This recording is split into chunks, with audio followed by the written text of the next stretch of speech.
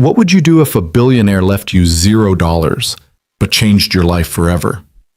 Tonight, I'm going to tell you about Noah Reyes, a broken single father who served his last table at a dying diner, expecting nothing but another empty night. Instead, he found a hidden note that would either destroy him or save everything he loved. This is a story about kindness when no one's watching, about being tested when you're already at your breaking point, and about how sometimes the smallest gesture can echo across hundreds of lives. Stay with me until the very end and comment what city you're watching from. I want to see how far this story travels. The rain came down in sheets that November night, turning the cracked parking lot of Old Maple Diner into a constellation of shallow puddles that reflected the dying neon sign overhead. The O in open had been flickering for 3 years. Nobody had bothered to fix it. Nobody ever bothered with anything at Old Maple anymore. Inside, Noah Reyes moved between tables with the practiced efficiency of a man who had learned to make himself invisible. At 34, he looked older, lines carved deep around his eyes, shoulders that carried more than physical weight, hands that trembled slightly when he thought no one was looking. The white shirt he wore had been washed so many times the collar had gone soft and gray. His black pants had a small tear near the pocket that he'd stitched himself badly, using a YouTube tutorial at 2 in the morning while Mia slept. It was 11:47 p.m., 13 minutes until his shift ended.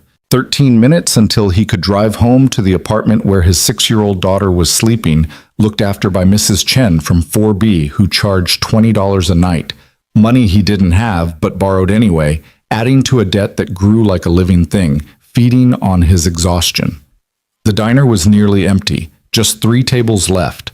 The college kid in the corner booth had been nursing the same cup of coffee for 2 hours, textbooks spread across the table, her eyes red from crying or studying or both. Noah had already told her twice the coffee was on the house. She didn't need to know that he'd paid for it himself. At table 7, a trucker named Big Mike was finishing his 3rd plate of meatloaf, talking too loud about politics, his voice bouncing off the tired walls. Noah had learned to nod and smile, to agree without agreeing, to make everyone feel heard even when he was dying inside. And then there was the woman at table 12. She had walked in around 10:30, just as the dinner rush was fading into the late-night quiet. Noah had noticed her immediately, not because she was beautiful, though she was, in that sharp, expensive way that made you aware of every cheap thing around her, but because she didn't belong. Everything about her screamed money. The tailored black coat that probably cost more than his car. The leather briefcase that sat beside her like a sleeping guard dog.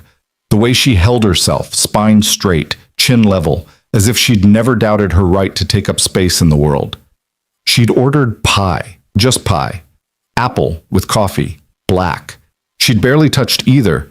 For over an hour she'd sat there, her hands folded on the table, her eyes following Noah as he moved through his closing routine.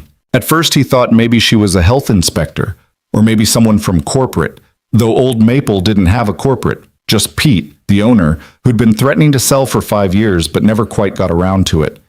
Then he thought maybe she was a cop, or a lawyer, or someone official who would tell him something had gone wrong, that there was paperwork, that Mia... No. He couldn't let his mind go there, so he did what he always did. He smiled. He refilled her coffee even though she hadn't asked. He asked if everything was okay with her pie. She'd looked up at him with eyes that seemed to calculate something, some invisible equation, and said simply, "It's perfect." Her voice was measured, controlled, like someone who'd learned long ago that every word was a negotiation. Now, as the clock crept past midnight, she was the last one. Big Mike had left 10 minutes ago, pressing a $5 bill into Noah's hand and telling him to get something nice for the kid. The college girl had finally packed up, whispering thank you, so quietly Noah almost missed it. Just the woman in the expensive coat, still sitting, still watching. Noah approached slowly, pulling the check from his apron pocket. His feet ached, his back ached, everything ached. He'd worked 14 hours today, 6 at the warehouse loading dock, 8 at the diner. Tomorrow he'd do it again, and the day after that, and the day after that, until something broke. Until he broke. "Can I get you anything else, ma'am?" His voice was gentle, practiced. the voice of someone who'd learned that kindness sometimes paid better than efficiency. She looked up at him, and for a moment, something flickered across her face. Recognition, maybe, or satisfaction, or something else he couldn't name. No, thank you.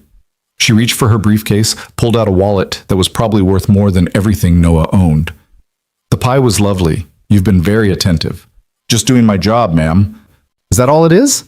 She tilted her head slightly. A job? The question caught him off guard. Most customers didn't ask questions like that. Most customers didn't ask questions at all. He hesitated, unsure what she wanted. I try to treat people the way I'd want to be treated. That's all. She nodded slowly, as if he'd confirmed something. Then she stood, gathering her coat and briefcase with practiced efficiency. She left 3 $20 bills on the table, exact change for a $7 check. No tip. Noah felt the familiar drop in his stomach, the little death that happened every time a table stiffed him. He knew it was stupid to expect tips, knew that people had their own problems, their own reasons. But God, he'd been counting on it. He'd been counting on every dollar tonight because Mia's school had sent home another notice about the field trip next week, and the fee was $35. And he'd promised her she could go, that she wouldn't be the only kid left behind again. Thank you for coming in, he managed, his voice steady despite everything. Drive safe. The woman paused at the door, rain visible beyond the glass, her hand on the handle. She turned back, and in the ugly fluorescent light, her face was unreadable. You remember names, don't you? She said. Ma'am? The college girl. You called her Sarah, the truck driver. Mike, you remembered. Noah shrugged, uncomfortable with the observation. Doesn't everyone? Something that might have been a smile touched her lips. No, she said quietly. They don't. Then she was gone, disappearing into the rain and the night, leaving Noah alone in the empty diner with the smell of old coffee and the weight of another day survived, but not one. He moved mechanically through his closing routine. Cleared table 12. Stacked the dishes, wiped down the surface. The 320s went into the register. He tried not to think about the $35, about Mia's face when he'd have to tell her sorry, honey, maybe next time, even though they both knew next time never came. He lifted the plate where the pie had been, barely touched, and that's when he saw it. An envelope. Cream-colored, expensive paper, the kind you only saw at weddings or funerals or important legal documents. His name was written on the front in precise, elegant handwriting. For the waiter who remembers names. Noah's hand shook as he picked it up. His first thought was that it was a complaint, that he'd done something wrong, that this was how people delivered bad news now. His second thought was that it might be money, but he dismissed that immediately because people didn't leave tips in sealed envelopes, and anyway, she'd already left exact change, no tip, message clear. He looked around the empty diner as if someone might be watching, as if this were a test or a joke or a mistake. Then, because he had to know, because the not knowing would eat him alive for the rest of the night, he slid his finger under the seal and opened it. Inside was a single piece of cardstock, heavy and expensive, with words typed in a clean, professional font. Noah Reyes, this is not charity, this is not pity, this is a proposal. I have been observing you tonight. I watched you pay for that girl's coffee with your own money. I watched you calm an angry man with patience you didn't have to give. I heard you on the phone with your daughter, Mia, right? Telling her you love her, that you'll be home soon, using the gentle voice of someone who knows that words can be shelter. I left no tip because I wanted to test something. I wanted to see if you would treat me differently when I walked out that door, if your kindness would crack. It didn't. You wished me a safe drive home even though I'd given you nothing. I need someone like you. My company needs someone like you. The world needs someone like you. Come to Ward Industries tomorrow at 10 a.m. Ask for me at the front desk. Bring nothing but yourself and an open mind. This is not charity, it's an opportunity. What you do with it is entirely up to you. Celeste Ward, CEO, Ward Industries. At the bottom of the card was an address in downtown's financial district, where the buildings touched the sky, and people like Noah didn't exist except as the invisible hands that cleaned offices and served coffee and kept the machinery of wealth running smoothly. Noah read it 3 times, then a fourth. His mind refused to process the words properly. They kept sliding away, rearranging themselves into something that made sense, because this didn't make sense. This was the kind of thing that happened in movies, in stories, in the desperate daydreams of people who'd given up on real hope and survived only on the fake kind. Celeste Ward. He knew the name. Everyone knew the name. Ward Industries was one of the biggest tech companies on the East Coast. Artificial intelligence, green energy, venture capital, a dozen other things Noah didn't fully understand but knew represented the kind of money that could buy countries. And she'd been sitting in Old Maple Diner, watching him, testing him. His first instinct was that it was fake, a scam, some elaborate identity theft scheme. His second instinct was to throw it away, to pretend he'd never seen it, because hope was dangerous and disappointment was worse than no hope at all. But as he stood there in the empty diner, the envelope trembling in his hands, he thought about Mia, about the field trip form sitting on their kitchen table, about the eviction notice that would come if he was late on rent one more time, about the medical bills from when she'd had pneumonia last winter, still unpaid, still growing, about the way she'd asked him last week, in that small voice children use when they're trying not to want too much, if maybe someday they could have a Christmas tree, a real one, not just the picture she'd drawn and taped to the wall. He folded the card carefully and slid it into his pocket, next to his dying phone and the $5 bill from Big Mike. Then he finished closing the diner, turned off the lights, locked the door, and walked out into the rain. The drive home took 23 minutes through streets that got progressively worse, buildings progressively more tired, until he reached the Garden Terrace Apartments, a name that mocked itself, as there was no garden and no terrace, just a 4-story brick box slowly surrendering to time and neglect. He parked his 15-year-old Honda Civic in the spot marked 2C, the paint so faded you could barely read it. The engine made a sound like grinding teeth when he turned it off. He sat in the darkness for a moment, rain drumming on the roof, trying to organize his thoughts into something coherent. Tomorrow at 10 a.m. Ward Industries. Celeste Ward. It had to be fake. It had to be.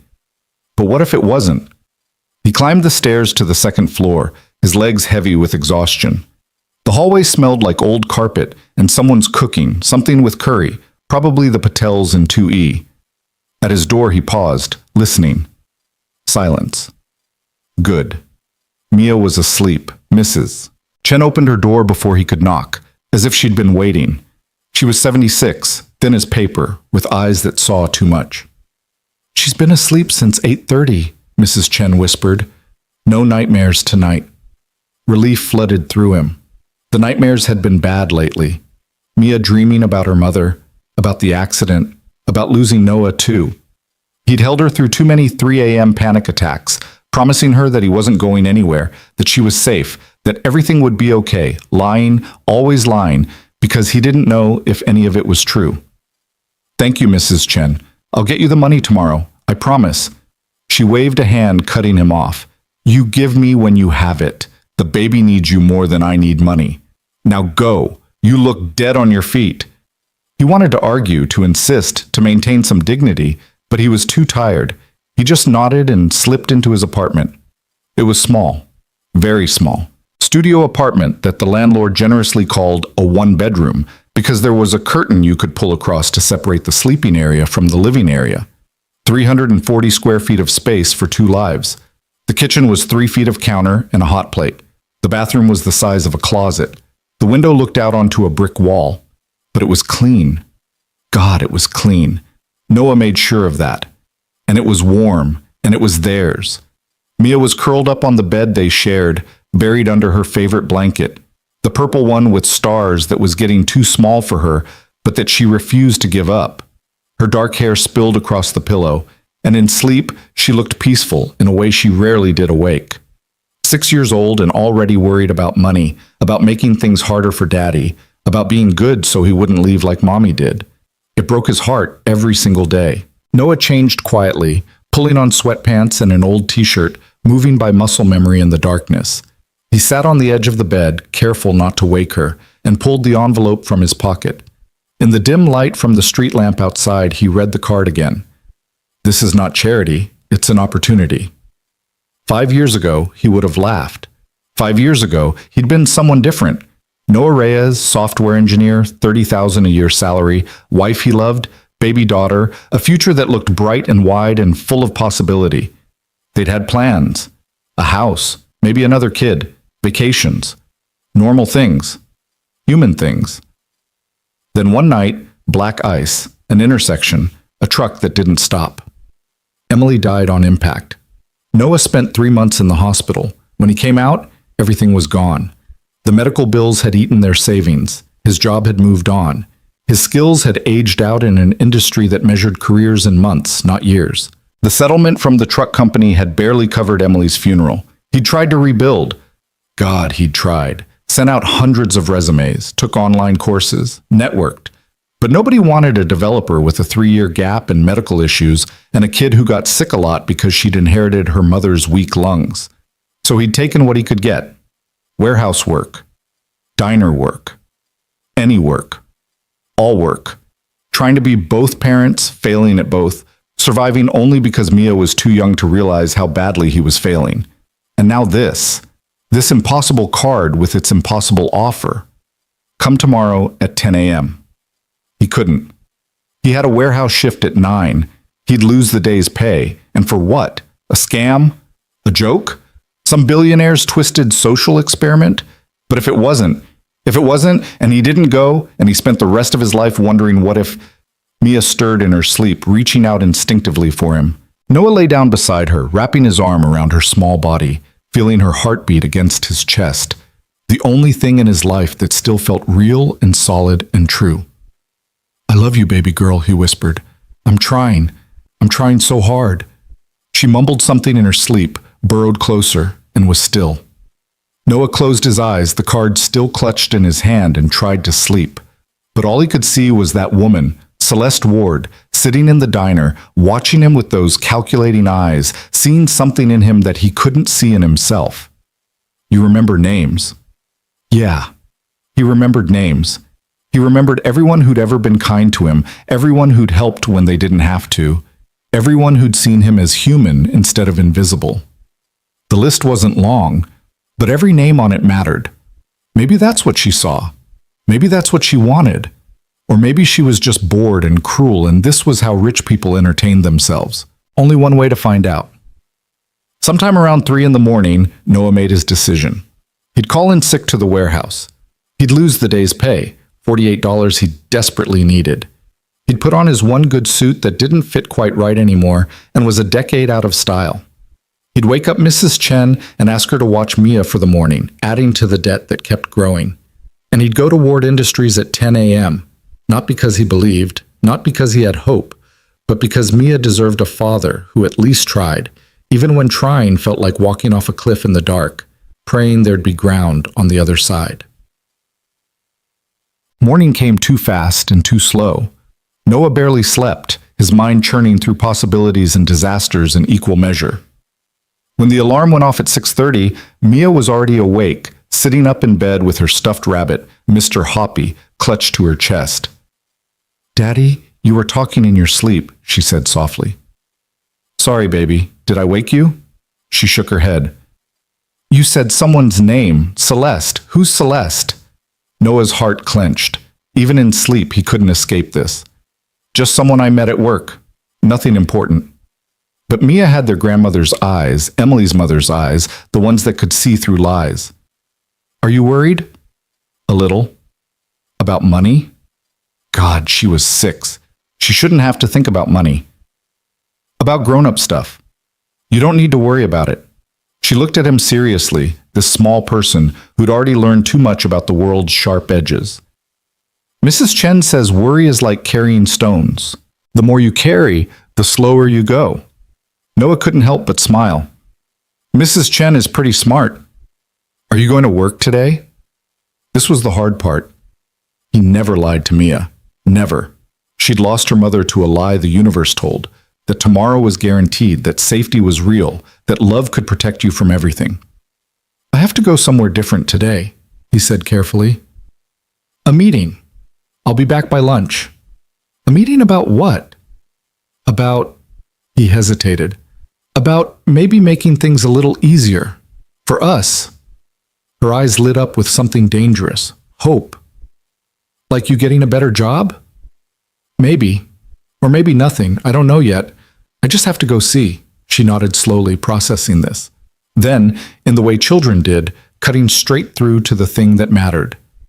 Will you be safe? Yes, baby, I promise.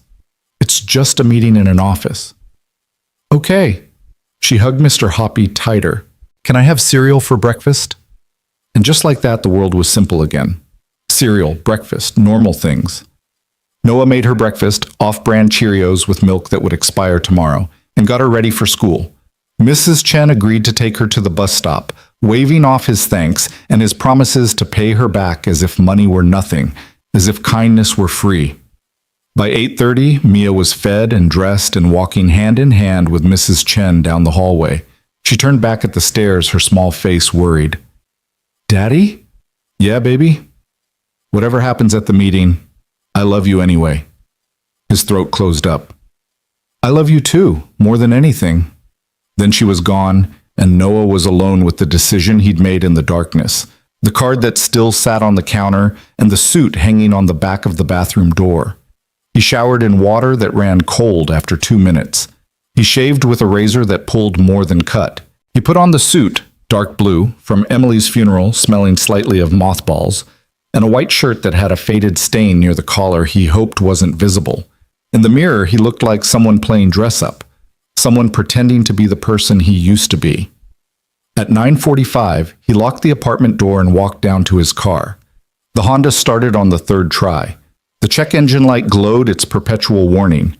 He had a quarter tank of gas and $12 in his wallet. The financial district was 20 minutes away in good traffic, 40 in bad. Noah drove carefully, aware that one mistake, one accident, one ticket he couldn't afford to pay would topple the whole precarious tower of his life. The buildings grew taller as he drove, glass and steel monuments to success and ambition and money. So much money that it became abstract, meaningless, a different language entirely. Noah's stomach twisted with each block. He didn't belong here. These were buildings for people who'd never worried about rent, who'd never had to choose between medicine and food, who'd never worn shoes with holes they covered with cardboard. Ward Industries occupied floors 40 through 52 of the Sterling Tower, a spike of silver glass that caught the morning sun and threw it back like a challenge.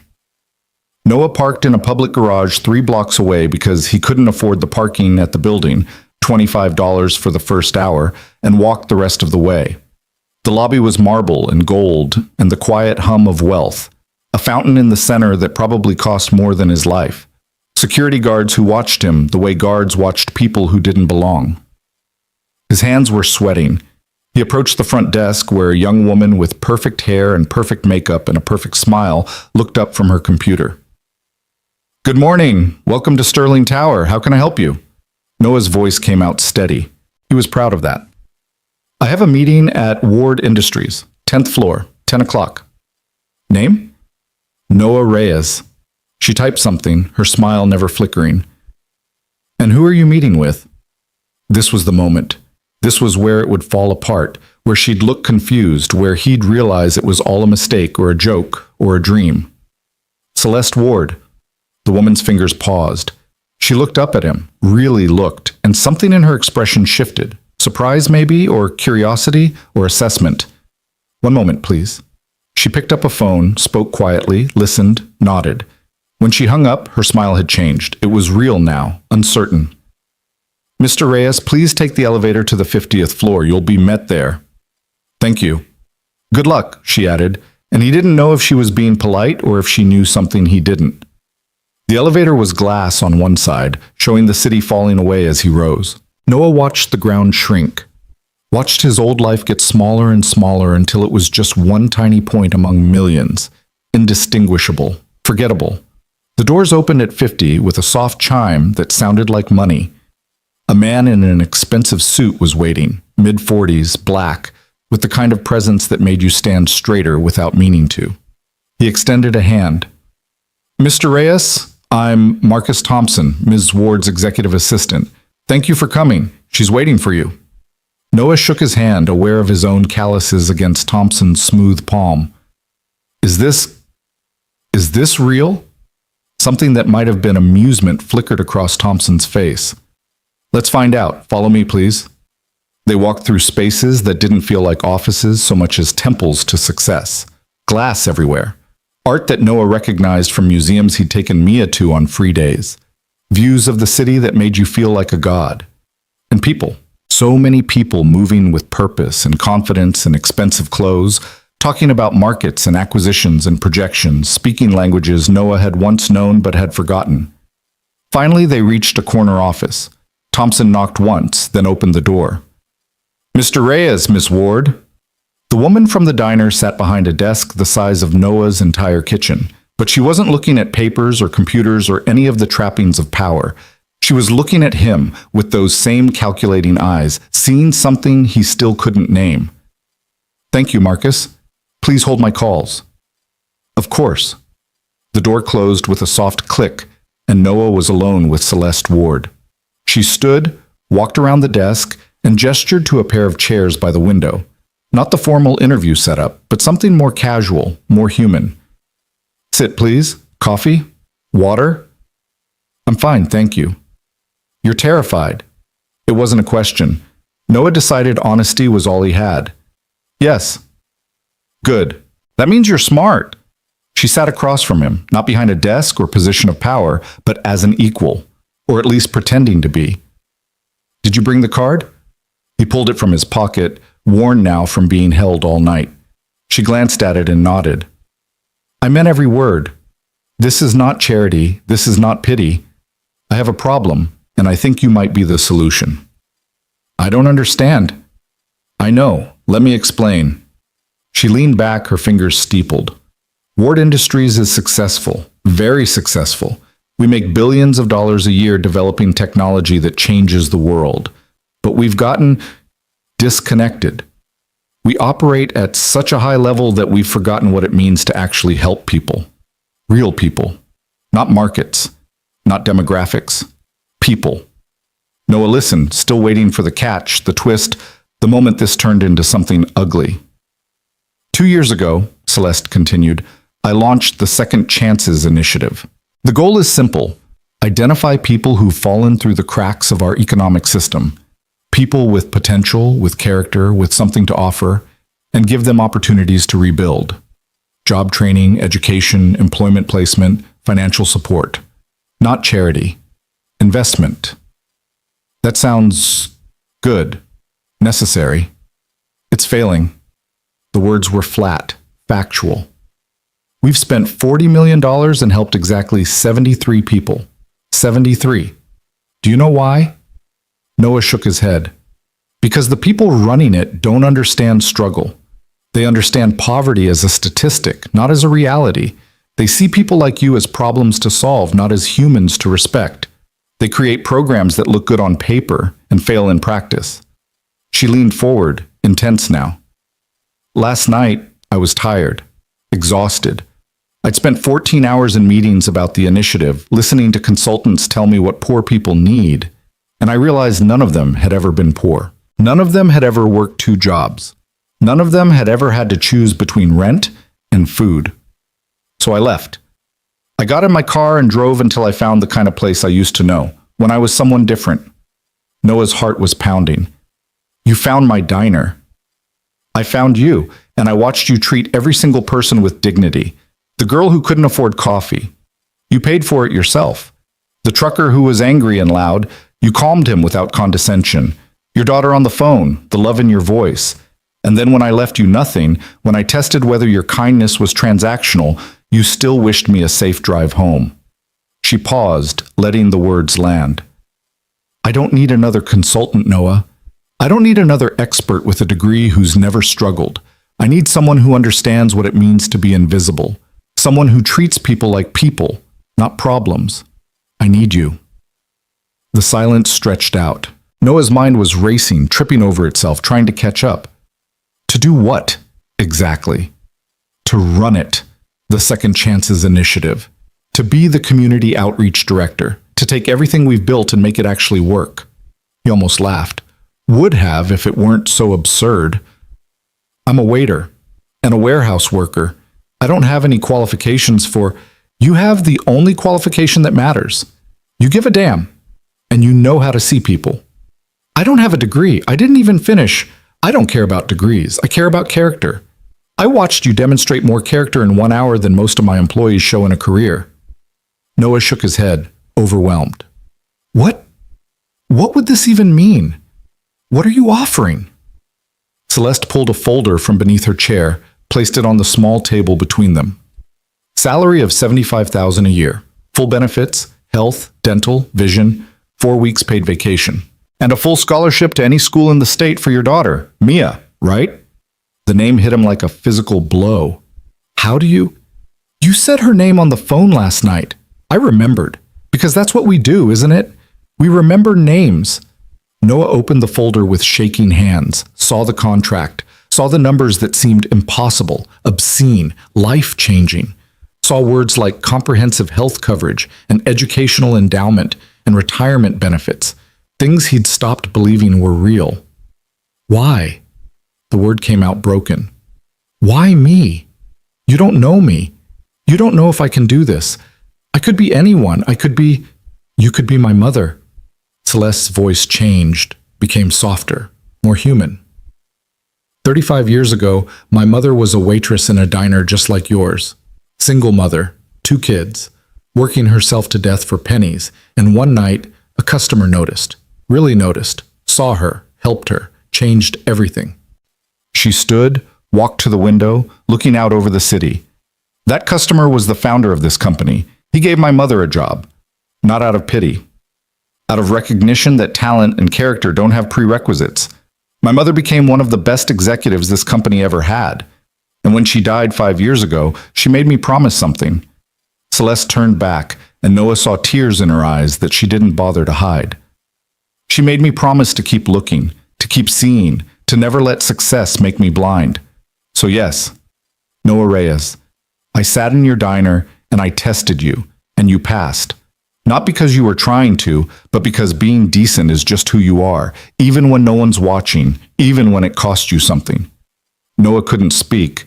His throat was too tight, his chest too full. I'm not asking you to decide right now, Celeste said. Take the folder home, read the contract, think about it. Talk to Mia. Take a week if you need to. But know this, I'm serious. This is real. And if you say yes, you'll change hundreds of lives, maybe thousands, starting with your own. Noah looked down at the folder, at the impossible promise it contained. $75,000. Benefits. A scholarship. A life where Mia could just be a kid, where he could be home for dinner, where they could have a Christmas tree and medicine and shoes without holes. I need to think, he managed. Of course. This is too much, too fast. I need time. I understand. Marcus will give you his card. Call him when you decide, or don't. The offer stands either way. Noah stood on shaking legs. The city stretched out beyond the window, vast and indifferent, and suddenly, impossibly full of hope he didn't trust. Ms. Ward. Celeste, please. Celeste. Thank you. For seeing me, for even considering Noah. She smiled, and it transformed her face into something warm. I'm not doing you a favor. You'd be doing me one. Remember that. He left in a daze, barely aware of Marcus pressing a business card into his hand, barely aware of the elevator descending, barely aware of walking back to his car. The folder felt like it weighed nothing and everything.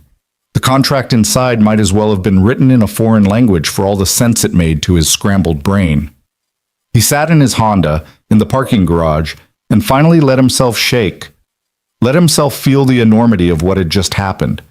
Let himself imagine, just for a moment, saying yes.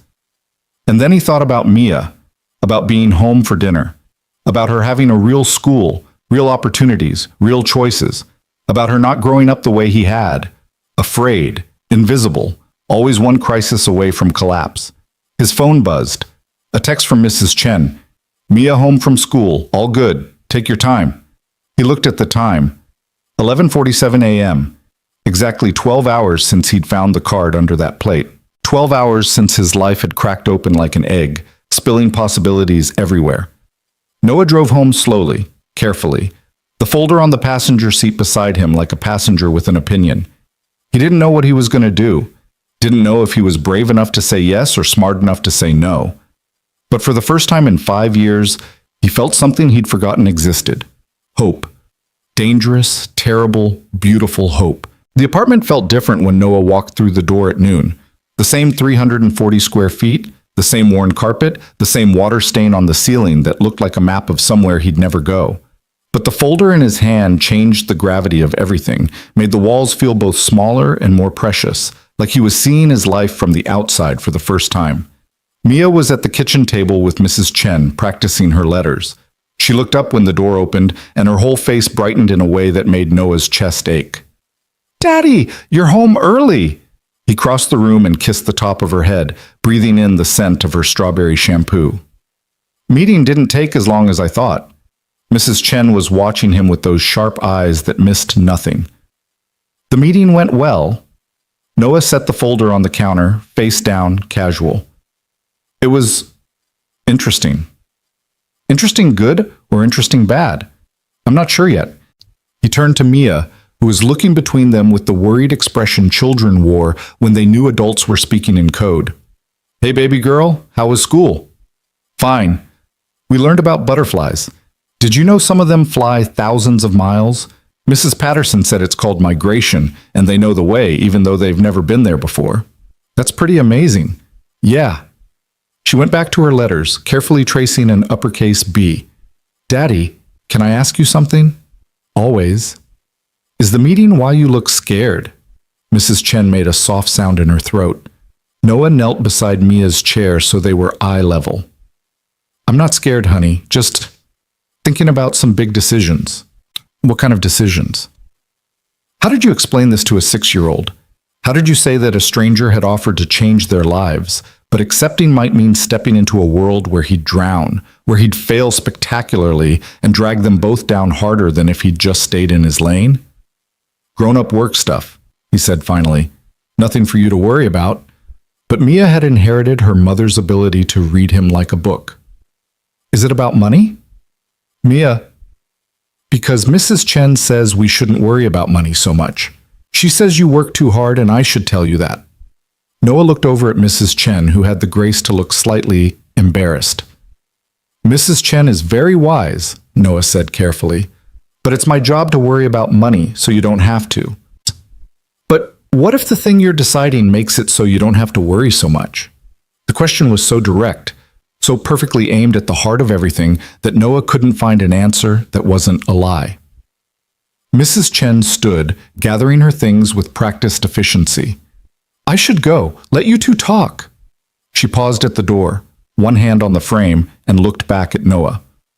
"Whatever's in that folder, whatever decision you're making, trust yourself. You've kept this girl safe and loved for 5 years with nothing but will and heart. That counts for something." Then she was gone, leaving Noah alone with his daughter and the weight of impossible choices. Mia went back to her letters, but her concentration was fractured, her B's coming out lopsided. After a minute, she put down her pencil and looked at him with Emily's eyes, dark and serious and far too old for her face. "The field trip permission slip is due Friday," she said quietly. Noah's stomach dropped. He'd been so lost in the chaos of the past 12 hours that he'd completely forgotten. The $35. The promise he'd made. "I know, baby. I haven't forgotten. It's okay if I can't go." Her voice was small, practiced, the voice of a child who'd learned too young how to be disappointed gracefully. "Madison said field trips are boring anyway." "Madison's wrong. Field trips are important. You should go." "But you're going. I promise." The words came out with more certainty than he felt, because if he said yes to Celeste Ward's offer, $35 would become nothing, a rounding error, the kind of money he wouldn't even think about. But if he said no, if he let fear keep him safe and small, then $35 was still a crisis, still a choice between her field trip and keeping the lights on. That night, after Mia was asleep, Noah sat at the kitchen table and opened the folder. The contract was 23 pages long. He read every word, twice, looking for the trap, the catch, the fine print that would explain why this was too good to be true. But the language was clear, almost generous. $75,000 annual salary, full health benefits with no waiting period, 4 weeks paid vacation, performance bonuses up to 20%, and the scholarship, a full ride to any private school in the state, tuition, books, everything, renewable through high school. There was a job description, Community Outreach Director. Responsibilities included overseeing program development, client intake and assessment, partnership building with community organizations, budget management, staff supervision. It required building relationships with people who'd been forgotten by systems designed to help them. It required understanding struggle from the inside. It required being him. He found his old laptop, a dinosaur from his previous life that took 5 minutes to boot up, and searched for Celeste Ward. The results were overwhelming. Articles about her rise to CEO at 32, youngest in the company's history. Features about her aggressive expansion into green energy. Profiles calling her ruthless, visionary, brilliant, cold. A Forbes interview where she'd talked about her mother, the waitress who'd become an executive, the woman who'd taught her that talent had nothing to do with pedigree. It was all real. This wasn't a scam. Celeste Ward had sat in his diner, watched him work, and decided he was worth betting on. The question was whether he could bet on himself. He looked around the apartment, the peeling paint, the furniture from thrift stores, the crayon drawing of a Christmas tree taped to the wall because they couldn't afford a real one. Then he looked at Mia, sleeping peacefully in their shared bed, her small chest rising and falling, Mr. Hoppy clutched in her arms. What kind of father would he be if he said no? If he chose fear over possibility, safety over hope? But what kind of father would he be if he said yes and failed? If he proved that people like him didn't belong in those glass towers? If he lost this chance and ended up worse off than before? Noah pulled out his phone and stared at Marcus Thompson's business card. It was nearly midnight, too late to call, too early to know what he'd say if he did. His phone buzzed with a text. Unknown number. This is Celeste. I know you're awake, thinking in circles. Stop. The only wrong answer is the one based on fear. Sleep on it. CW. He stared at the message for a long time. Then, because he didn't know what else to do, he replied, How did you get my number? Her response came immediately. Marcus is very thorough. Also, your phone bill is 3 months overdue. One of the first things we'll fix if you say yes. Now go to sleep. Despite everything, Noah smiled. Then he turned off the phone, climbed into bed beside his daughter, and tried to rest. The next morning, he made his decision. He called Marcus Thompson at 8 a.m. before he could change his mind, before fear could talk him out of it. Mr. Thompson, this is Noah Reyes. I'd like to accept the position. There was a pause, then something that sounded like satisfaction in Thompson's voice. Excellent choice, Mr. Reyes. Can you come in this afternoon? We'll need to handle paperwork, run a background check, discuss start date. Say 2 o'clock? I work at the warehouse until 6. Not anymore, you don't. Call them. Give notice. We'll pay you through the transition. It was that simple. That fast. One phone call, and his life changed direction like a car taking a turn too sharp, tires squealing, hoping the physics worked out. Noah spent the rest of the morning in a daze. He called the warehouse, told them he was giving his 2 weeks' notice. His supervisor, a decent man who'd always treated him fairly, sounded genuinely happy for him. He called Pete at the diner, got his voicemail, left a stumbling message about moving on, thanking him for the opportunity. He didn't mention where he was going or why. It felt too fragile still, too likely to shatter if he spoke it out loud. At 1:30, he put on his funeral suit again and took Mia to Mrs. Chen's apartment. I have to go back to that office, he told Mia, kneeling in the hallway outside 4B. This is important, okay? This is about making things better for us. Are you going to take the job? Her eyes were wide, hopeful, scared. I already did. Really? Her whole face transformed. Really, really? Really, really. But it's going to be different, baby. I'll be working in an office, wearing suits, being around people who are different from us. It might be hard. Will you be happy? The question stopped him cold. Would he be happy? He didn't know. He knew he'd be terrified. Knew he'd feel like an imposter. Knew every day would be a battle against his own certainty that he didn't belong. But he also knew that when he came home, he'd actually be present. That Mia would have opportunities he'd never dreamed of giving her. That maybe, for the first time since Emily died, they could stop just surviving and start actually living.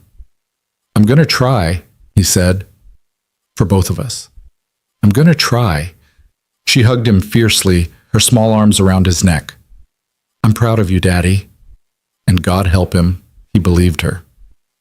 Ward Industries felt less intimidating the second time, though Noah's hand still shook as he rode the elevator to the 50th floor. Marcus Thompson met him with a warm handshake and a folder even thicker than the first one. "Welcome aboard, Noah. May I call you Noah?" "Please." "Excellent. We have a lot to cover today. First, the boring but necessary legal items. Background check authorization, standard procedure, nothing personal, direct deposit information, tax forms, benefits enrollment. Then we'll discuss your start date and initial training schedule." They spent 2 hours in a conference room, Noah signing documents and trying not to feel overwhelmed by the scope of what he was agreeing to. The benefits package alone made his head spin. Health insurance with a $5 copay. Dental coverage that included orthodontics. Mia's crooked front teeth could be fixed. Vision insurance, life insurance, disability insurance.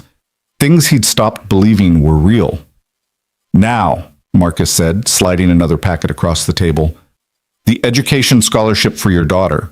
This is administered through the Ward Foundation separately from your employment, so even if you left the company, Mia's education would remain secure.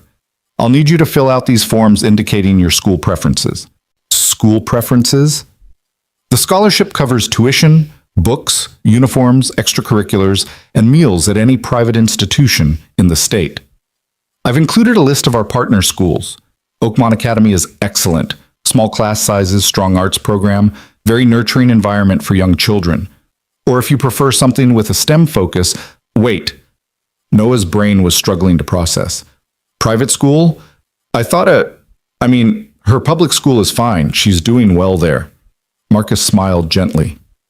Of course, if you prefer to keep her where she is, the scholarship will be held in trust for future use. College, graduate school, whatever she needs. The choice is entirely yours. Private school. Noah had never even considered it. That was for other people's children, children whose parents could afford things like piano lessons and summer camps and tutors. But now it was possible. Now Mia could have teachers who weren't overwhelmed and exhausted, classrooms that weren't overcrowded, resources that weren't rationed. Can I think about it? Absolutely. No rush. The important thing is the support is there. Marcus checked his watch. We have one more item on today's agenda. Miss Ward would like to see you in her office. Noah's stomach tightened. Is something wrong? On the contrary, she wants to discuss your first project. Celeste's office looked different in afternoon light, warmer somehow, less intimidating. She was on the phone when Marcus led Noah in, speaking rapid fire about quarterly projections and market positioning. She gestured for Noah to sit, finished her conversation with crisp efficiency, and hung up. "Noah, how are you feeling?" "Honestly, terrified." She laughed, and it was genuine. "Good. Overconfidence is dangerous. Healthy fear keeps you sharp." She came around her desk, sat in the chair beside him instead of across. "I want to talk about how we're going to do this. Your official start date is Monday, but before then, I need you to understand what you're walking into." Okay. The Second Chances initiative is failing because it's designed wrong. We've been trying to help people from the top down, creating programs we think they need instead of asking what they actually need. Your job is to flip that model. Talk to the people we're supposed to be helping, listen to them, build programs around their reality, not our assumptions. Noah nodded slowly. That makes sense. Here's the challenge. My board and my executive team think this is a waste of money. They want to shut it down. I've bought us 6 months to prove it can work. If we can show real results, not just numbers, but actual lives changed, we keep going. If not, the program dies and I lose the political capital to try again. The weight of that settled on Noah's shoulders. No pressure then. Enormous pressure, which is why I need you to be honest with me, always. If something isn't working, say so. If you need resources, ask. If you think I'm wrong about something, tell me. I didn't hire you to agree with me. I hired you to be real. I can do that. I know you can. That's why you're here. She pulled a tablet from her desk and handed it to him. This is the current state of the program. 73 people helped over 2 years. Here are their files. What we did for them, what worked, what didn't. I want you to read through these this weekend. Call 3 of them. Ask them directly what we did right and what we did wrong. Noah took the tablet, feeling its weight. 73 lives. 73 stories like his own. Then Monday morning, 9 a.m., you and I meet. You tell me what you learned and what you want to change. We'll start building the real program together. Just like that? Just like that. Noah, I'm not going to micromanage you. I'm going to trust you. I'm going to give you the resources and the authority to do this right. All I ask in return is that you care as much about those 73 people and all the ones we haven't helped yet as you care about yourself. I will. I do. I know. She stood, extended her hand. Welcome to Ward Industries, Mr. Reyes. Try not to let us corporate types destroy your soul. He shook her hand, managed to smile. I'll do my best. Walking out of that building, tablet tucked under his arm, Noah felt like he was carrying something fragile and explosive.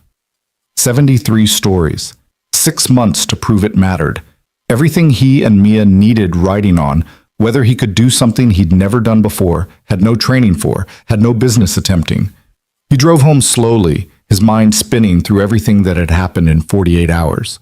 2 days ago, he was a waiter counting singles. Now he was community outreach director at a multi-billion-dollar company with a salary that seemed imaginary and responsibility that felt crushing. Mrs. Chen had Mia doing homework when he walked in. Mia looked up, her eyes asking questions her mouth didn't. I took the job, Noah said. I start Monday. Mia's scream of joy nearly shattered the windows. She launched herself at him, and he caught her, spun her around, let himself feel happy for the first time in years without waiting for the other shoe to drop. Does this mean we can get the Christmas tree? The real one? Noah laughed, actually laughed. Yeah, baby, we can get the Christmas tree. And I can go on the field trip? You can go on every field trip. She hugged him tighter, and he felt her tears against his neck. Happy tears, relief tears, tears of a child who'd been carrying too much weight for too long and finally got to set it down. That night, after Mia was asleep, Noah sat at the kitchen table and opened the tablet. 73 files. 73 people who'd been chosen for help. He started reading. Maria Santos, single mother of 4, given job training and childcare subsidies. Employed for 6 months, then lost the job when her childcare fell through. Now back where she started. David Park, former teacher who'd been blacklisted after blowing the whistle on corruption, given legal support and career counseling, currently working part-time at a call center, overqualified and underemployed. James Wilson, recovering addict, clean for 2 years, given housing support and job placement, relapsed after 3 months when his sponsor died. Now homeless again. The stories went on, good intentions, generous support, and then life happening, the way life always did, and the safety net disappearing because programs had end dates and rules and limitations. Noah made notes on the tablet, his handwriting awkward with the stylus. But the patterns were clear. The initiative had given people fish instead of teaching them to fish. Worse, it had given them fish and then taken the fish away after 90 days and wondered why they were hungry again. Around midnight, he called the first number on Celeste's list. Maria Santos answered on the 3rd ring, her voice wary. Hello? Ms. Santos? My name is Noah Reyes. I'm calling from Ward Industries about the Second Chances initiative. Is this a bad time? Silence. Then, are you calling to tell me I owe money? Because I already told them I can't pay back the childcare subsidies. I tried, but no ma'am. You don't owe anything. I'm calling because I'm taking over the program, and I wanted to ask you some questions about what worked and what didn't, about what we could have done better.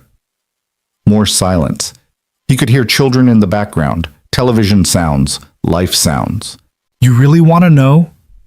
I really want to know. She laughed, bitter. Okay, here's what you could have done better. You could have asked me what I needed instead of telling me. You could have given me childcare that didn't disappear after 6 months, like children stop needing care on a schedule. You could have understood that one bad day, one sick kid, one car breakdown could destroy everything. You could have treated me like a human being instead of a project with a deadline. Noah wrote furiously, his heart pounding. That's exactly what I needed to hear. What would have actually helped? Long-term support, flexible support.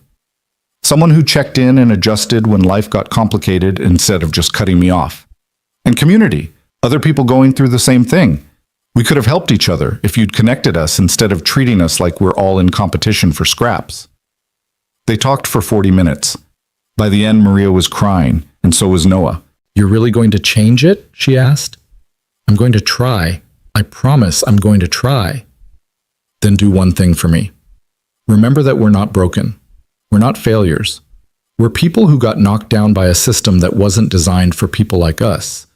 If you remember that, you'll do okay. He called 2 more people that night, heard 2 more versions of the same story. Good people, bad luck.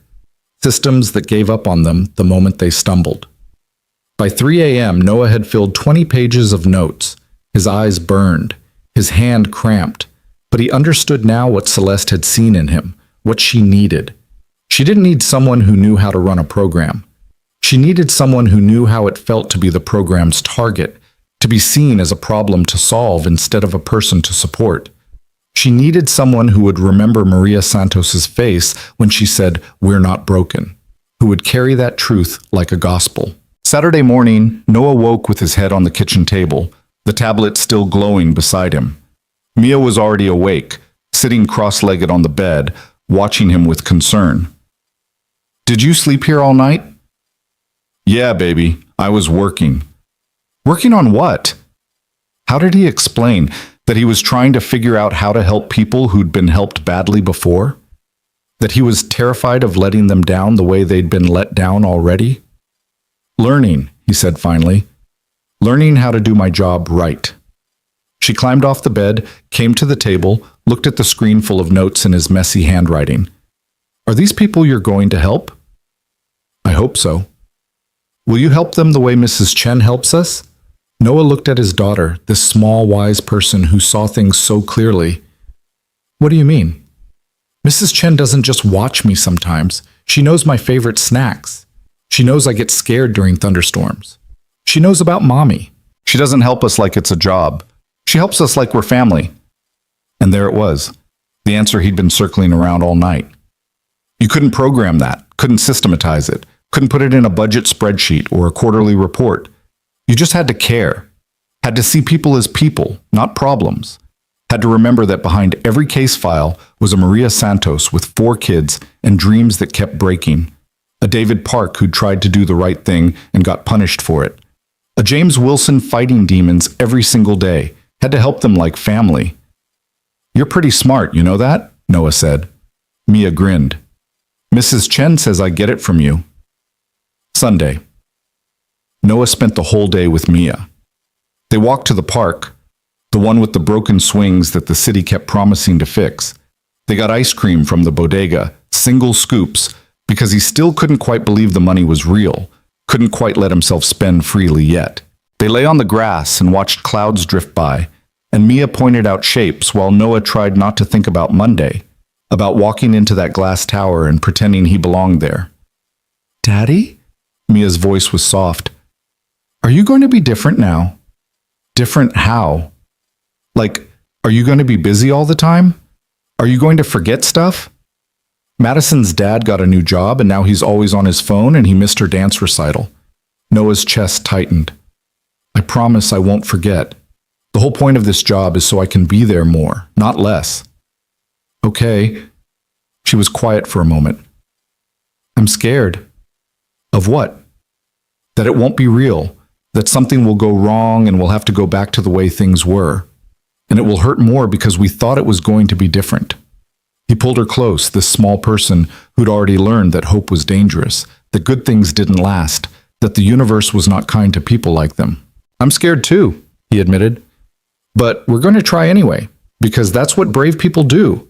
They try even when they're scared." "Is that what Mommy would say?" Noah's throat closed. They didn't talk about Emily much anymore. It hurt too much. But now he forced himself to remember, to channel the woman who'd believed in him when he was just a broke college kid with more dreams than sense.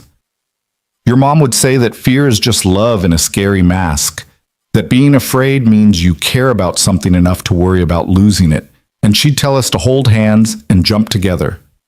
Mia looked up at him, Emily's eyes in her small face. Then let's jump, Daddy. Monday morning arrived with October rain and the kind of cold that promised winter was coming. Noah stood in front of his closet, if you could call a corner with a hanging rod a closet, and stared at his one suit. It looked even worse in daylight. The pants were a little short. The jacket sleeves showed too much wrist. The whole thing screamed, "I don't belong here." He put it on anyway. Mia watched from the bed, already dressed for school. "You look handsome." "I look ridiculous." "You look like someone important." God, he loved her. What if I mess this up? Then you'll figure it out. That's what you always do. She said it with such confidence, such absolute faith that Noah almost believed it. He kissed her goodbye, left her with Mrs. Chen, and drove downtown through traffic that seemed determined to make him late. The parking garage, the elevator, the lobby, it all felt surreal, like he was playing a role in a movie about someone else's life. He rode up to the 50th floor, his heart pounding, his hands sweating in the expensive leather briefcase Marcus had given him on Friday, empty except for his tablet full of notes. Marcus met him at the elevator. "Good morning, Noah. Ready for your first day?" "No." "Perfect. The best ones never are. Come on, Celeste is waiting." Celeste's office was exactly as he remembered, but this time there were other people there.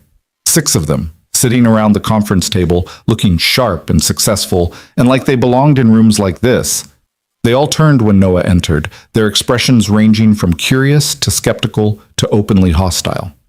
"Everyone," Celeste said, standing, "this is Noah Reyes, our new community outreach director. Noah, this is your team." His team. The words didn't compute. He'd never had a team. He'd barely had coworkers who acknowledged his existence. For the next hour, Celeste walked him through the organizational structure. His team consisted of 3 case managers, 2 administrative assistants, and 1 data analyst. They'd all been working on the initiative for over a year, implementing the programs that had failed to help more than 73 people. And now he was their boss. The hostility made sense now. He was the outsider, the nobody, the waiter who'd somehow convinced the CEO to give him a 6-figure job and authority over people with master's degrees and years of experience. When the introductions were done, Celeste stood. "I'll let you all get acquainted. Noah, I want you in my office at 3 p.m.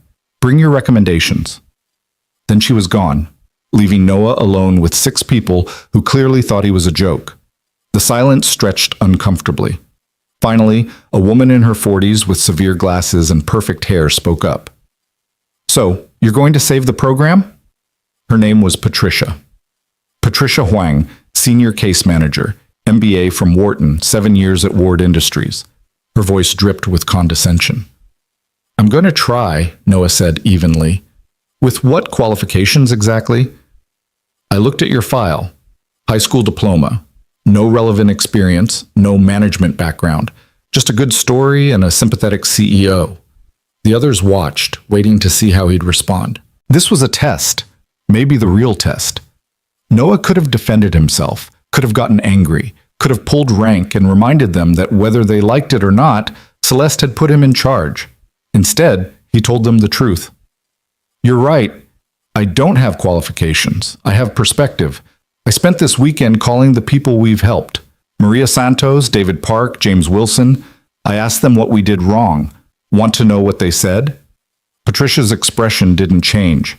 "Enlighten us." "They said we treated them like problems to solve instead of people to support. They said we gave them help on our timeline instead of their reality. They said we abandoned them the moment they stumbled, and they were right. Everything you've built here is generous and well-intentioned and completely wrong." The room went silent. Someone gasped. Patricia's face flushed red. "How dare you?" "I'm not criticizing you personally. I'm saying the approach is flawed. And starting today, we're going to fix it. Together. Because here's what I do have. I know what it's like to be on the other side. To be the person who needs help. To be invisible. And I know that people like Maria and David and James don't need our pity. They need us to actually listen." He pulled out his tablet, brought up his notes. So here's what we're going to do. We're going to redesign everything from the ground up. And we're going to do it by asking the people we're supposed to be helping what they actually need, not what we think they need, what they need. Patricia stood abruptly. This is absurd. I won't. You won't what? Noah's voice was quiet but firm. You won't try something different? Because what we've been doing isn't working. 73 people in 2 years. That's not a success. That's a failure with good PR. For a long moment, Patricia just stared at him. Then, slowly, she sat back down. Fine. What's your plan? And just like that, Noah stopped being a waiter pretending to be someone else. He became what Celeste had hired him to be. Someone who gave a damn and wasn't afraid to say so. The plan Noah laid out that morning was simple in concept, revolutionary in execution. They would stop treating the Second Chances initiative like a charity dispensing predetermined aid packages and start treating it like what it should have been from the beginning. A partnership with people who knew exactly what they needed to rebuild their lives, if only someone would listen. Over the next 2 weeks, Noah's team conducted 53 interviews with people who'd been through the program. They met them in coffee shops, in parks, in their homes, anywhere they felt comfortable. Noah insisted on being present for every single one, taking notes in his cramped handwriting, asking follow-up questions that made Patricia raise her eyebrows, but eventually nod in understanding.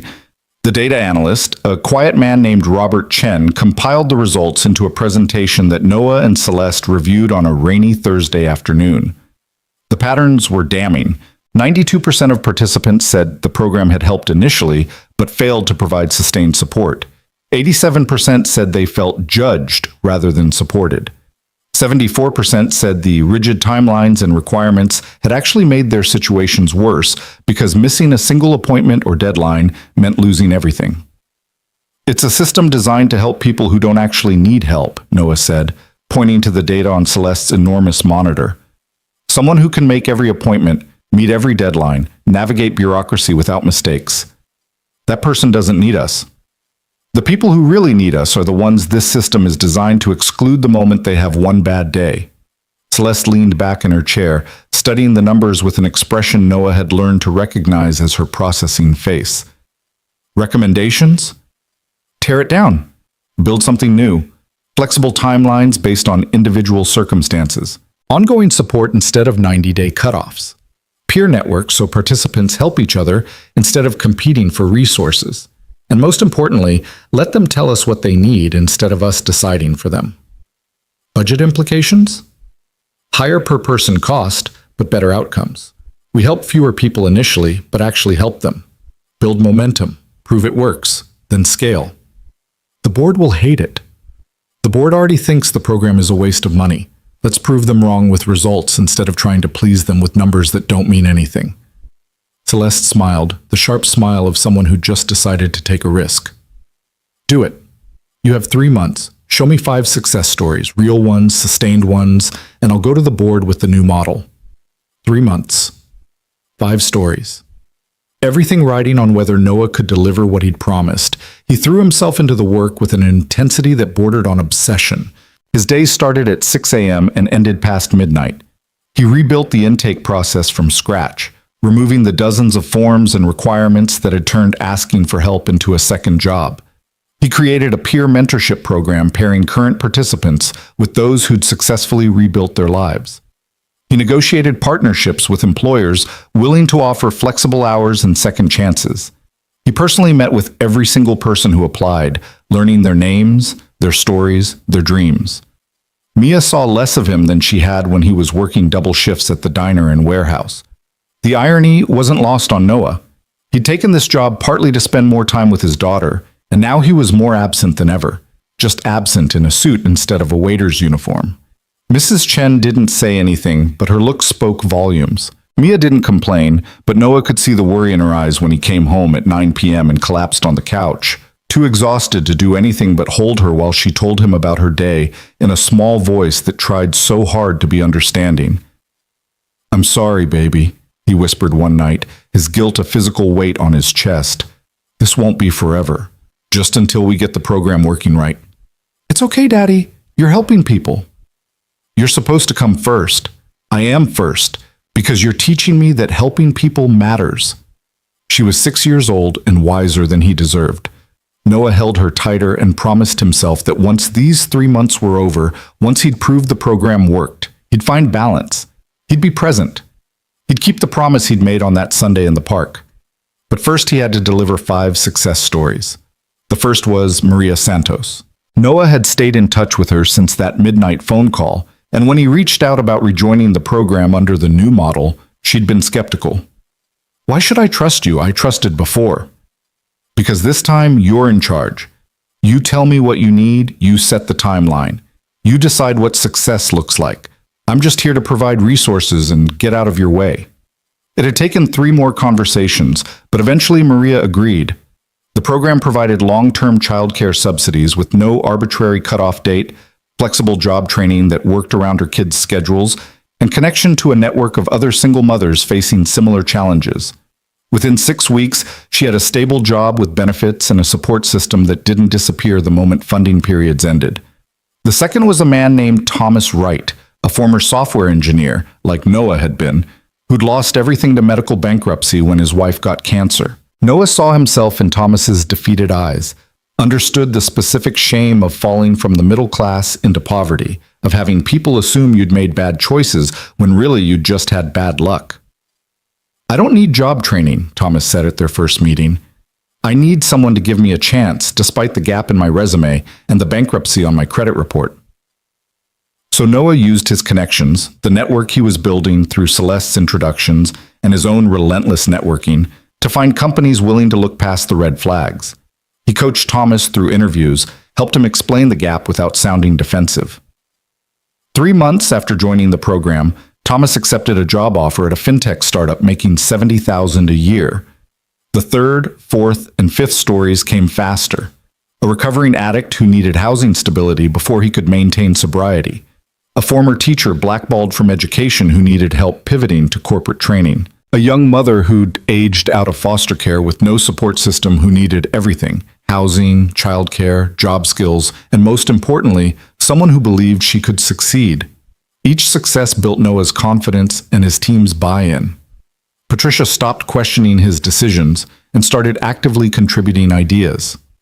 Robert Chen's data showed that while they were serving fewer people than the old program, retention rates were 94% compared to 31% before. The costs per person were higher, but the outcomes were incomparably better. Celeste scheduled the board presentation for a Tuesday in late January, almost exactly 3 months after Noah's first day. The night before, Noah sat in his apartment reviewing his presentation for the 100th time while Mia slept. His hands were shaking. This was it. Everything came down to whether he could convince a room full of wealthy executives that the program deserved to continue. His phone buzzed. A text from Celeste. Stop overthinking. You know this inside out. Tell them what you told me. Make them see the people, not just the numbers. You've got this. CW. Noah didn't sleep that night. At 5 a.m., he gave up trying and went for a run through streets still dark and empty. The cold air burned his lungs, cleared his head, reminded him why this mattered. Somewhere in this city, Maria Santos was getting ready for work at a job she could keep because they'd supported her properly. Thomas Wright was writing code again. James Wilson was 6 months sober with stable housing. 5 people whose lives were measurably better because someone had actually listened to what they needed. That had to count for something. The board meeting was at 10 a.m. in a conference room on the 52nd floor that Noah had never seen before. Floor-to-ceiling windows overlooking the city. A table that could seat 20. Chairs that probably cost more than his car. 12 board members in suits that made Noah's finally replaced wardrobe still look cheap by comparison. Celeste sat at the head of the table, her expression neutral, giving him nothing. Marcus had coached him. The board was split. 6 members supported the initiative, 5 wanted it killed, 1 was undecided. That one vote would determine everything. The undecided voter was a woman named Margaret Vance, 63, old money, reputation for being ruthlessly practical. She'd made her fortune in manufacturing, built an empire through efficiency and cost-cutting. She saw Ward Industries through the lens of quarterly returns and shareholder value. She was the person Noah had to convince. Mr. Reyes, the board chairman said, his voice professionally courteous and utterly cold. You have 20 minutes to present your case for continuing the Second Chances initiative. 20 minutes to justify $40 million. 20 minutes to prove that people like him deserved investment. 20 minutes to save something that mattered. Noah stood, connected his laptop to the display, and took a breath. 3 months ago, I was a waiter at a diner making $16,000 a year. I know exactly what it's like to be the demographic this program serves because I was that demographic. I know what it's like to be invisible, to be reduced to statistics, to be told you're not worth the investment. So I'm not going to talk to you about ROI or efficiency metrics or any of the language you're comfortable with. I'm going to tell you about 5 people whose lives changed because someone finally got this right. Margaret Vance raised an eyebrow. Several board members shifted uncomfortably. Celeste's expression didn't change, but Noah thought he saw the hint of a smile. He clicked to the first slide. Maria Santos and her 4 children smiling at the camera. This is Maria, single mother, working 3 part-time jobs, drowning. The old program gave her 6 months of childcare subsidies and job training. When the 6 months ended, her childcare fell through, she missed work, she lost her job. We called that a success because we'd served her. She called it a betrayal. He clicked to the next slide, showing Maria at her current job, wearing a professional uniform, pride evident in her posture. Under the new model, we asked Maria what she needed. She said long-term stability, not temporary fixes. We provided open-ended childcare support, connected her to other single mothers facing the same challenges, gave her job training that worked around her life instead of demanding her life work around us. Result? She's been employed for 12 weeks, her kids are stable, and she's paying taxes instead of using emergency services. The city wins. She wins. Everyone wins. He moved through each story methodically, making them human, making them real, refusing to let the board reduce them to numbers on a spreadsheet. Thomas Wright, whose medical bankruptcy wasn't a moral failure, but a failure of systems. James Wilson, whose addiction needed sustained support, not a 90-day countdown. Each story was specific, detailed, undeniable. The old program served 73 people in 2 years at a cost of $40 million, Noah said, pulling up Robert's data. That's $547,000 per person with a 31% sustained success rate. The new model serves fewer people, but with a 94% success rate. Within 3 years, each person we help successfully will have paid back their investment through taxes alone, not to mention reduced emergency service usage, reduced incarceration rates, and increased economic activity. Margaret Vance leaned forward. How do you scale that? We can't spend $500,000 per person if we want to help thousands. This was the crucial question. Noah had known it was coming. You don't scale it the same way. You scale it through community. Every person we help successfully becomes a mentor in the network. They help the next person, who helps the next. We provide the initial support, but the community provides the sustainability.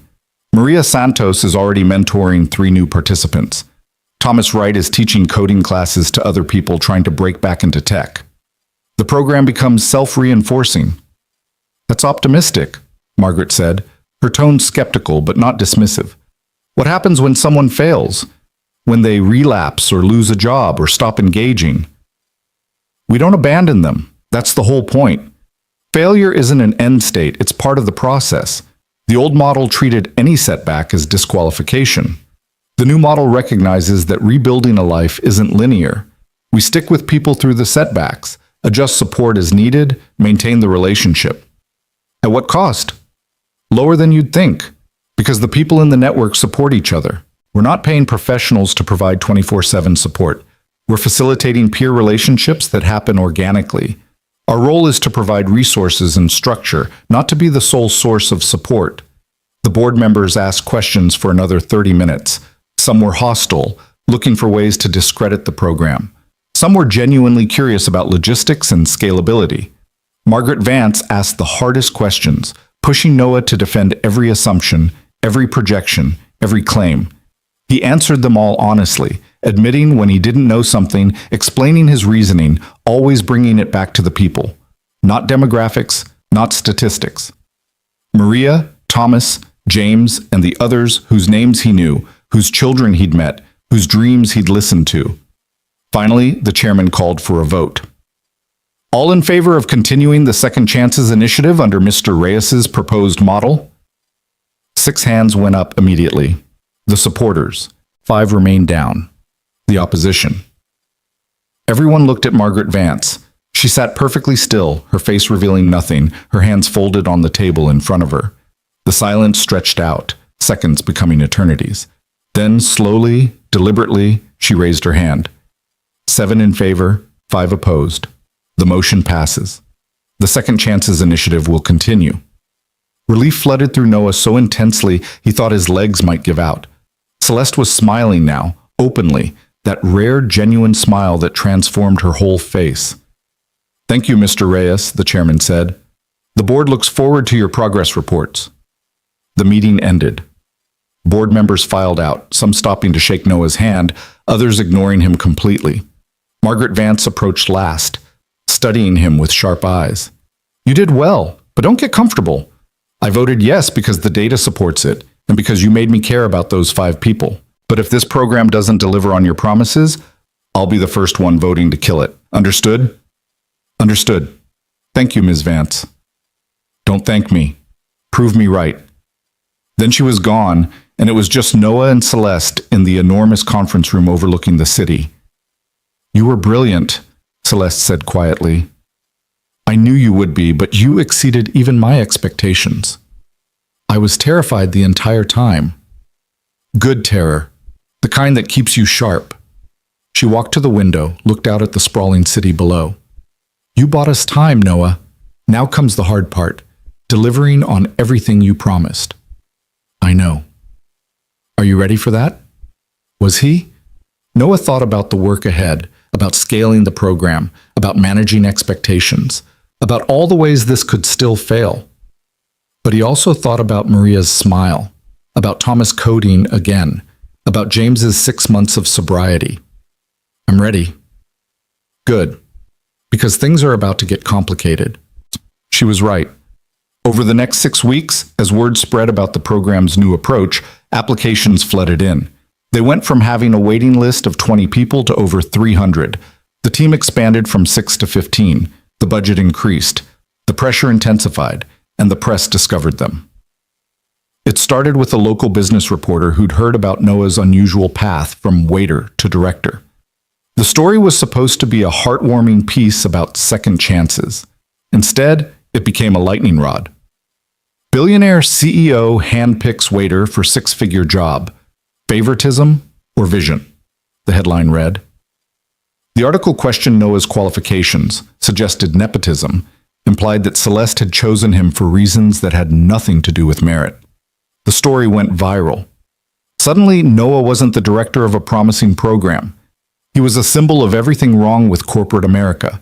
Proof that connections mattered more than credentials. Evidence that the wealthy made decisions on whims rather than qualifications.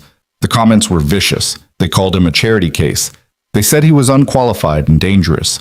They accused him of taking a job from someone who actually deserved it. They said worse things, crueler things, things Noah tried not to read but couldn't help seeing. The attention found its way to Mia's school. Other parents recognized Noah's name from the articles, started whispering.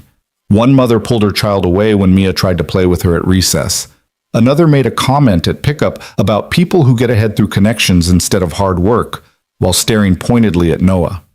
Mia came home crying for the first time since Emily's funeral. Madison's mom says you didn't earn your job. She says you're a cheater. Noah felt something break inside him. He'd endured poverty, exhaustion, the grinding humiliation of being invisible. But watching his daughter pay the price for his choices was unbearable. That night, after Mia finally cried herself to sleep, Noah called Celeste. It was 11 p.m., but she answered on the first ring. "I saw the articles," she said before he could speak. "I'm sorry, Noah. This is my fault. I should have anticipated. I can't do this to her." His voice was raw. "Mia is being bullied because of me, because I took this job, because other people think I don't deserve it." "What are you saying?" "I'm saying maybe they're right. Maybe I am a charity case. Maybe I am in over my head. Maybe the best thing I can do for Mia is walk away before this gets worse." Silence on the other end. Then, Can I come over? What? Now? Yes, now. What's your address? Noah gave it to her, too tired to argue. 20 minutes later, there was a knock on his door. Celeste Ward, Billionaire CEO, standing in the hallway of Garden Terrace Apartments at 11:30 at night, looking as out of place as a diamond in a junkyard. She was carrying a bag. Can I come in? Noah stepped aside. She entered the tiny apartment, taking in the cramped space, the worn furniture, the crayon drawing still taped to the wall. She didn't comment on any of it. Instead, she walked to where Mia was sleeping and stood there for a long moment, watching the child's peaceful face. Then she knelt beside the bed, reached into her bag, and pulled out a book. A science textbook about butterflies, the expensive kind with glossy photographs and detailed diagrams. She placed it gently on the nightstand where Mia would see it when she woke up. You told me she's been learning about butterflies at school, Celeste said softly, standing. I remembered. Noah's throat tightened. Why are you here? Because you're thinking about quitting, and I needed to remind you why you can't. She turned to face him, and her expression was fiercer than he'd ever seen it. Those people mocking you, questioning you, saying you don't deserve this? They're wrong. They're wrong about you, and they're wrong about what qualifications matter. But Mia is watching you face the hardest thing you've ever faced and keep going anyway. Do you know what lesson she's learning right now? She's learning that other people's opinions don't define your worth, that courage means doing the right thing even when it costs you something, that her father is brave enough to withstand judgment for the sake of helping people who need it. She's 6 years old. She shouldn't have to learn that yet. No, she shouldn't, but she's learning it anyway because life is cruel and random and unfair. What matters is what you do with that lesson. Celeste sat on the worn couch, gestured for Noah to sit beside her. My mother faced the same thing when she took the job that changed our lives. People said she was a charity case, said she was sleeping with the boss, said she didn't deserve her position, and you know what she did? What? She proved them wrong, not by defending herself, not by arguing, by doing the work so well that eventually the criticism became white noise. It took 2 years, but eventually people forgot she'd started as a waitress. They only remembered that she was brilliant. Noah shook his head. I'm not your mother. I'm not brilliant. I'm just someone who cares. Caring is the most important qualification. Everything else can be learned. But you can't teach someone to see people as people instead of problems. You either have that or you don't, and you have it. The articles will blow over. There's already another scandal trending on social media. Next week, no one will remember your name. But the people you're helping will remember. Maria, Thomas, James, they'll remember. And the next 300 people waiting for your program will remember. That's what matters. She reached over, took his hand in hers. It was the first time she'd ever touched him outside of a professional handshake. I'm not asking you to do this for me or for Ward Industries or for your own ambition. I'm asking you to do it for everyone who's ever been dismissed, overlooked, told they don't deserve a chance. You're proof that the system is wrong. Don't let them make you doubt that. Noah looked at Mia sleeping peacefully, the butterfly book catching the dim light. He thought about Maria Santos telling him, "We're not broken." He thought about Thomas Wright coding again. He thought about all the people still waiting, still hoping, still believing that maybe someone would finally see them. What if I fail? He whispered. Then you fail trying to do something that matters. That's better than succeeding at things that don't.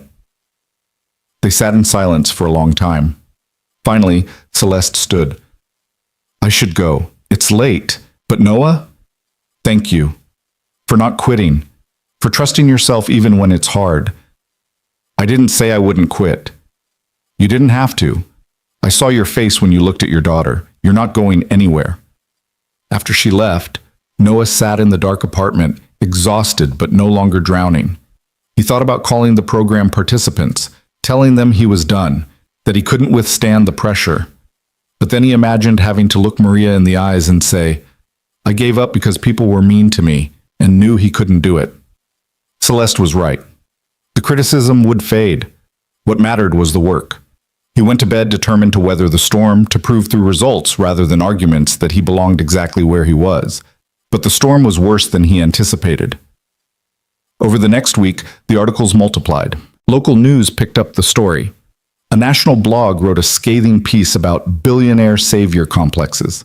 Conservative outlets used him as an example of liberal virtue signaling. Progressive outlets criticized the program as a band-aid on systemic inequality. Everyone had an opinion, and none of them were about the actual work. Mia's situation at school worsened. Another child told her that her daddy was a fake director. A teacher made an offhand comment about qualified professionals within Mia's hearing. The school principal called Noah in for a meeting to discuss whether the media attention was creating a distraction. Noah stopped reading articles, stopped checking social media, focused only on the work.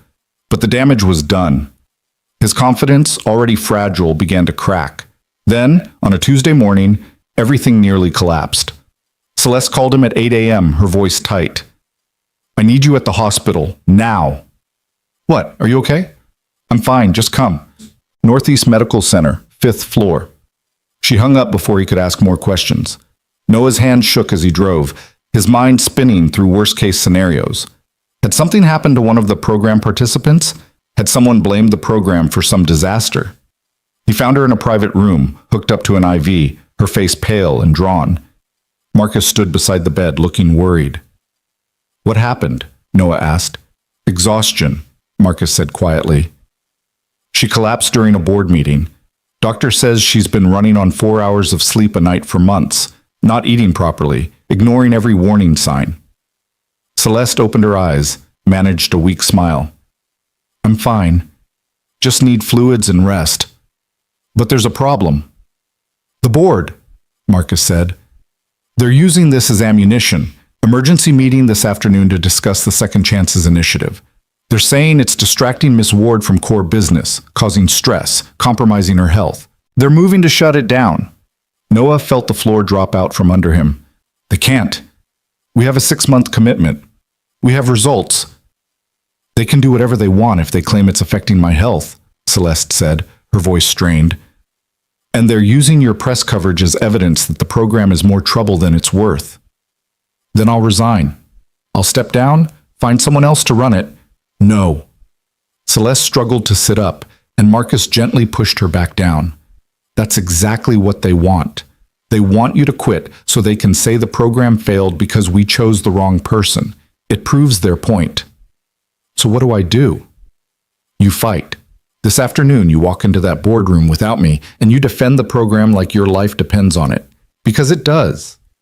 And so do the lives of everyone waiting for help." Noah stared at her. This fierce woman who'd taken a chance on him, who'd believed when no one else did, now lying in a hospital bed partly because she'd fought so hard for something people called a vanity project. "I can't do this without you." "Yes, you can. You don't need me to speak for you anymore. You never did." She reached out, grabbed his hand with surprising strength. "You're not a waiter playing at being a director. You're the real thing. You've been the real thing since the moment you walked through my door. Now go prove it." The board meeting was at 2 p.m. Noah had 4 hours to prepare, to figure out how to save the program without Celeste there to back him up. He sat in his office, the real office he still wasn't used to having, and stared at his notes, his data, his success stories. Then he thought about what Celeste had said that night in his apartment, about proving critics wrong through work, not words, about caring being the qualification that mattered most. And he thought about Mia's face when she'd asked if he was going to be different, if he was going to forget what mattered. At 1:30 p.m., Noah walked into the conference room on the 52nd floor. 12 board members. No Celeste. Margaret Vance sat at the head of the table now, her expression unreadable. "Mr. Reyes," she said formally, "thank you for joining us. We understand Ms. Ward's health crisis is partly related to stress from defending programs that aren't performing to expectations. We're here to discuss whether the Second Chances initiative should continue." This was it. The moment everything could fall apart. Noah stood at the head of the table, looked at the 12 faces staring at him with varying degrees of hostility and skepticism, and made a decision. He told them the truth, not the sanitized version, not the version designed to please them, the raw, honest truth about what the program was and why it mattered. "You're right," he said, his voice steady despite the terror coursing through him. "The Second Chances initiative is causing problems. It's making people uncomfortable. It's generating negative press. It's forcing this company to question assumptions that are easier left unquestioned. And if you shut it down today, your lives get simpler, your quarterly reports get cleaner, your public image gets safer. He paused, letting the words land. But here's what else happens. 300 people currently waiting for help go back to lives that are slowly killing them. 5 people whose lives we've already changed will lose their support systems and likely fall back into crisis. And you'll prove that Ward Industries talks about corporate responsibility, but doesn't actually mean it when it gets hard. Margaret Vance's eyes narrowed. That's a harsh assessment. It's an honest one. Ms. Ward is in the hospital because she's been fighting for this program while running a billion-dollar company and dealing with a board that questions every decision. That's not the program's fault. That's the cost of actually trying to change something instead of just talking about it. So you're blaming us? Another board member asked, his voice sharp. I'm saying that change is uncomfortable, that doing things that matter is hard, that if you shut down this program, you're choosing comfort over courage, and I can't stop you from making that choice. I'm just asking you to think about what it says. The room erupted in arguments, half the board defending Noah, half attacking him. Margaret Vance let them argue for 5 full minutes before calling for silence. Mr. Reyes, you're either incredibly brave or incredibly foolish to speak to this board that way. Probably both, Noah admitted, but I'm tired of pretending. I'm tired of trying to please people who've already decided I don't belong here. So here's what I'm going to do. I'm going to keep doing the work, keep helping people, keep proving through results that this program matters. And if you shut it down, I'll walk out of this building and find another way to do it. Because this isn't about Ward Industries or quarterly reports or your comfort. It's about people who deserve a chance and never get one. He gathered his materials, turned toward the door. If you vote to continue the program, I'll be in my office. If you vote to shut it down, I'll clean out my desk and be gone by end of business. Either way, thank you for the opportunity. Then he walked out, leaving 12 stunned board members behind. He made it to his office before his legs gave out, sank into his chair, his heart pounding, his mind screaming that he'd just destroyed everything, that he'd let his pride and his anger and his exhaustion turn him into someone who just talked himself out of the best opportunity he'd ever had. His phone rang. Marcus. What the hell did you just do? Marcus's voice was somewhere between horrified and impressed. I have no idea. What's happening in there? They're arguing. I've never seen the board this divided. Margaret Vance looks like she's trying to decide whether to have you fired or promoted. Great. That's great. Noah, you need to understand, you just bet everything on that speech. If they vote yes, you're untouchable. If they vote no, you're done. Not just at Ward Industries. Word will spread. No company will touch you. I know. Was it worth it? Noah thought about Maria Santos, about Thomas Wright, about Mia sleeping peacefully with her butterfly book, about Celeste lying in a hospital bed, still fighting. Yeah, he said quietly. It was worth it. An hour later, Marcus appeared at his door. His expression was carefully neutral. The board took a vote. Noah's heart stopped. And? 7-5. The program continues. But there are conditions. What conditions? You report directly to Margaret Vance now instead of Celeste. Monthly progress reviews. If metrics slip, the program ends immediately. And you're on probation. One more incident like today's press coverage, one more controversy, and they reserve the right to remove you. It wasn't a win. It was a reprieve. A stay of execution with conditions attached. But it was enough. I'll take it, Noah said. One more thing. Margaret wants to see you, now. Margaret Vance's office was on the same floor as Celeste's, but felt completely different. Where Celeste's space was modern and open, Margaret's was traditional and imposing. Dark wood, leather chairs, walls lined with awards and photographs of her shaking hands with presidents and industry titans. She gestured for Noah to sit, studied him for a long moment.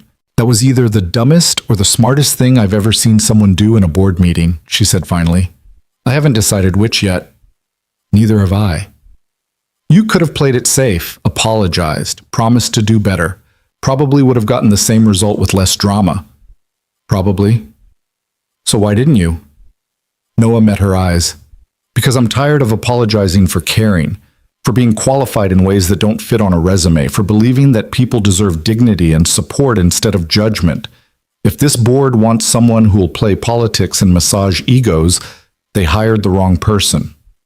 Margaret actually smiled. That's what I thought. That's why I voted yes. I don't like you, Mr. Reyes. You're arrogant for someone with so little experience. But you're also the only person in this entire company who seems to understand that our responsibility extends beyond shareholder returns.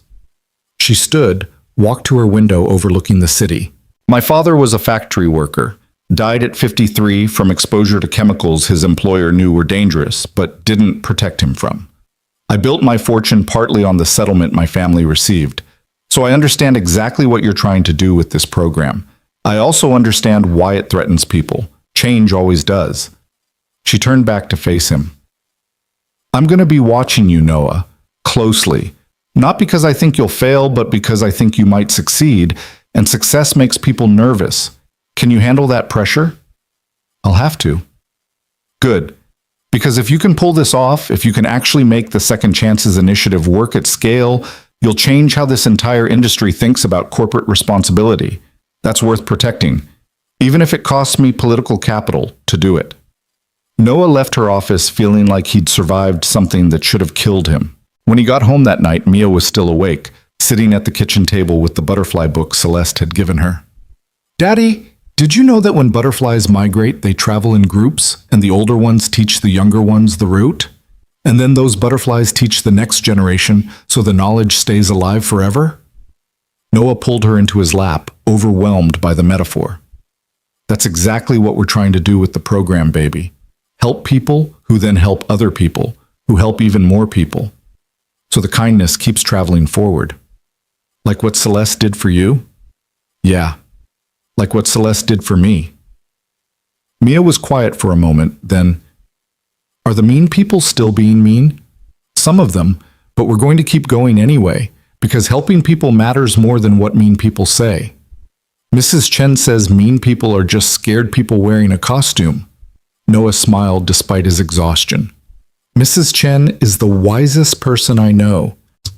That night, Noah called Celeste from the hospital phone Marcus had given him the number for. She answered drowsily, the medication making her voice soft. Did they vote? They voted yes, 7-5. The program continues. He heard her exhale in relief. Thank God. I was worried they'd use my collapse as an excuse. They tried, but I convinced them otherwise. How? I stopped trying to be what they wanted and just told them the truth. It either worked, or I would have been cleaning out my desk tonight. Celeste laughed weakly. That's my influence rubbing off on you. Or maybe that was always who you were and you just needed permission to show it. Maybe. Celeste, thank you for believing, for fighting, for everything. Thank you for proving me right, for being exactly what I saw in that diner, for not letting them make you smaller. They talked for a few more minutes before the nurse came to check her vitals and Noah had to let her rest. As he hung up, he realized something fundamental had shifted. He'd stopped seeing himself through other people's doubt and started seeing himself through the eyes of the people he was actually helping. That made all the difference. The controversy faded over the next month, exactly as Celeste had predicted.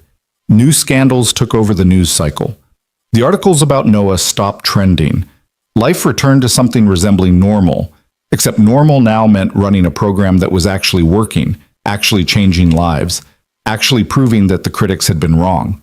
But Noah knew this was just the beginning. The real work, the sustainable, scalable work, was still ahead. And somewhere out there, more people were waiting, hoping that maybe this time someone would finally see them. He was ready. Not because he had all the answers or because the fear had gone away, but because he'd learned that courage wasn't the absence of fear. It was caring about something enough to keep going despite the fear. And he cared. God, he cared. 6 months after that brutal board meeting, the Second Chances Initiative had helped 147 people rebuild their lives. Not just helped, actually changed trajectories, created sustainable paths forward, proved that investment in human potential yielded returns that couldn't be measured only in quarterly reports. The numbers told one story: 96% retention rate, 83% of participants employed within 4 months, 71% reporting stable housing, 42 participants now serving as mentors to newer members of the program. The data was irrefutable, but Noah had learned that numbers only mattered to people who wanted to be convinced. For everyone else, you needed something more visceral, more immediate. You needed them to see faces, hear voices, understand that behind every statistic was someone's mother, someone's father, someone's child, whose entire world had shifted because someone finally listened. That's why when Margaret Vance called him into her office on a Tuesday morning in late March, Noah brought Maria Santos with him. Margaret had been true to her word about watching him closely. Monthly meetings that felt like audits, questions that probed for weaknesses, a scrutiny that never quite felt friendly even when the results were good.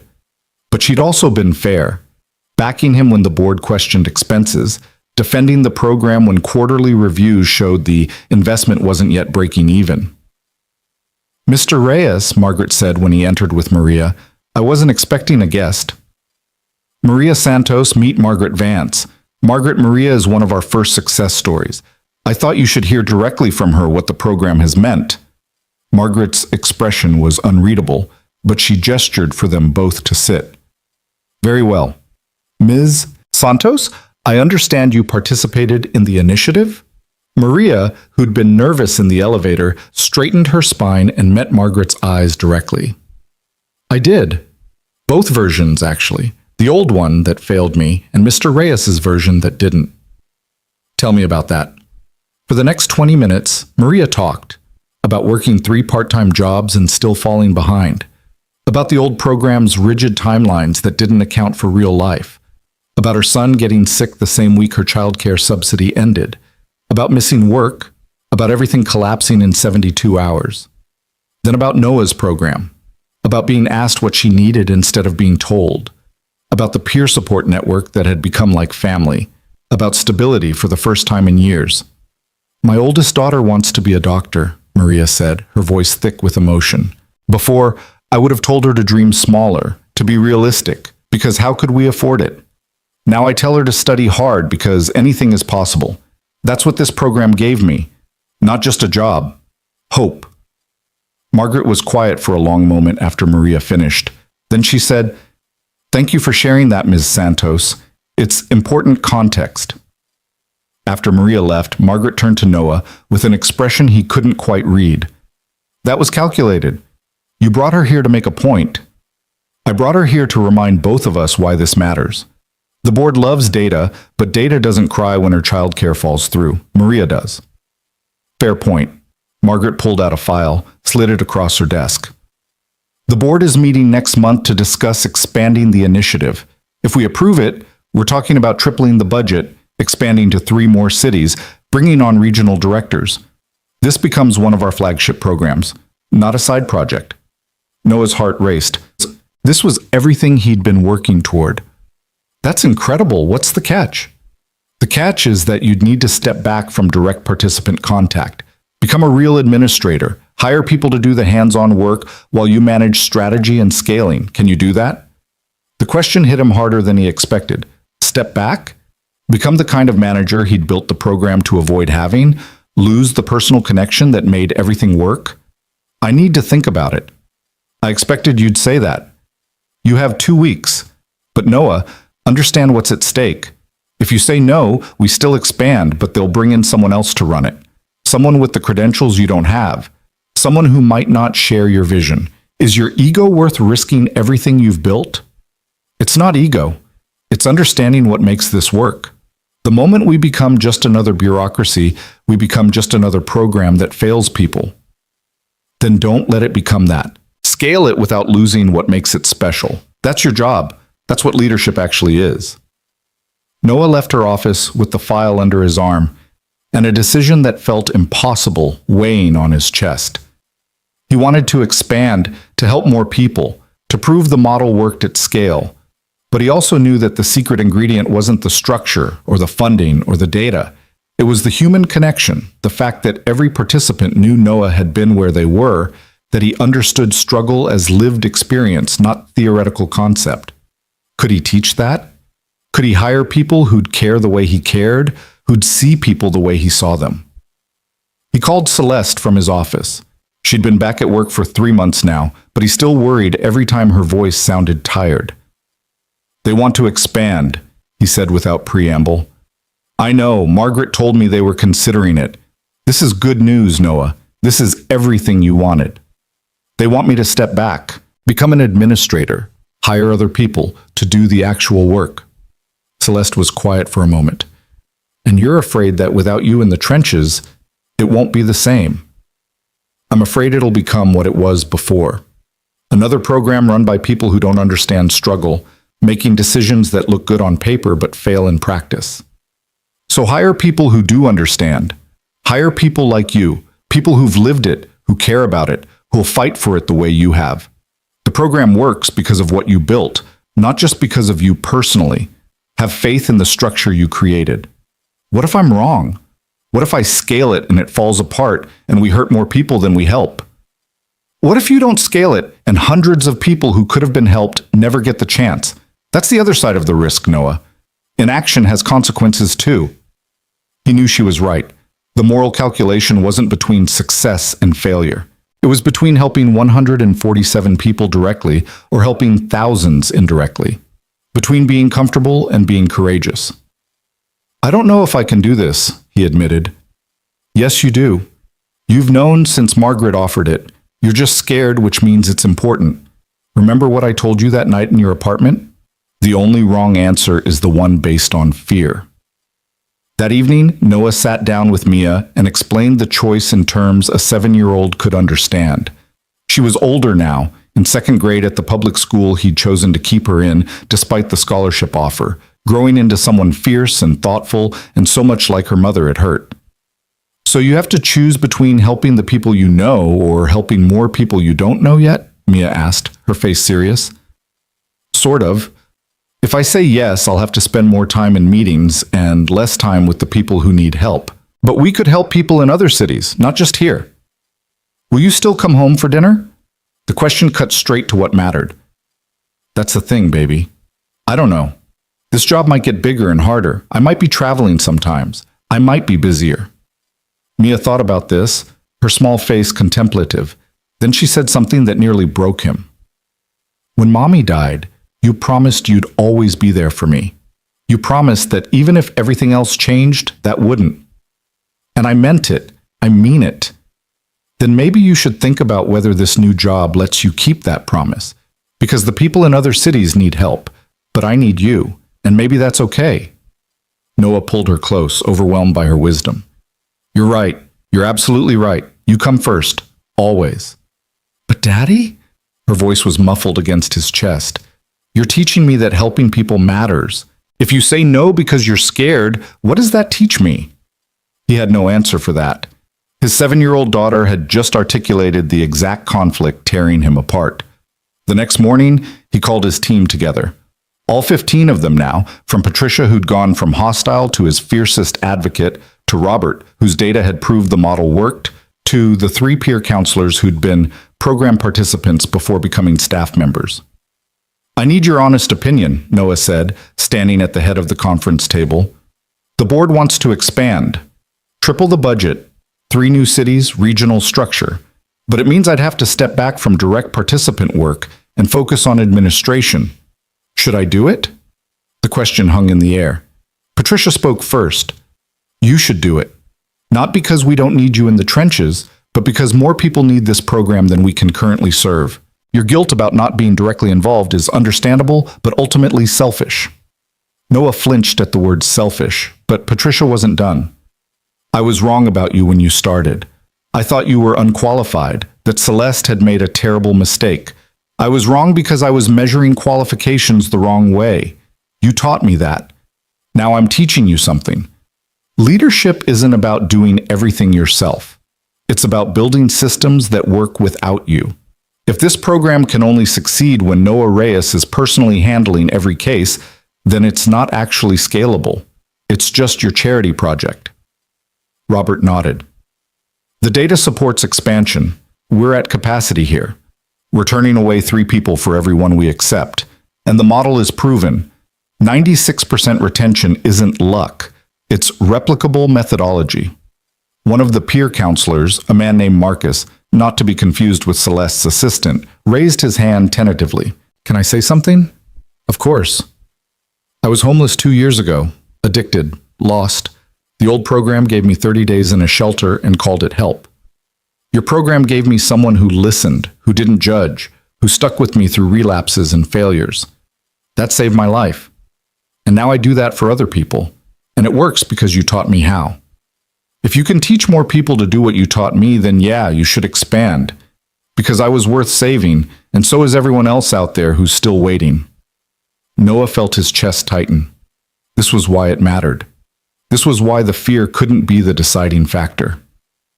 Okay, he said quietly. I'll do it. But I need your help. I need to hire people who get it, who care about it, who won't let it become another bureaucracy. Can you help me find them? Patricia smiled. We already started a list. People we've met through the program, people in the network who have the skills and the heart. You're not doing this alone, Noah. You never were. The expansion happened faster than Noah expected. Within 6 weeks, they'd hired 3 regional directors, all of them people who'd experienced hardship themselves, all of them committed to the model. Within 3 months, satellite offices opened in Philadelphia, Boston, and Richmond. Within 6 months, the Second Chances Initiative was serving over 400 people across 4 cities with plans to expand further. And Noah was miserable. Not because the program wasn't working. The data was spectacular. Success rates remained high. Participant feedback was overwhelmingly positive.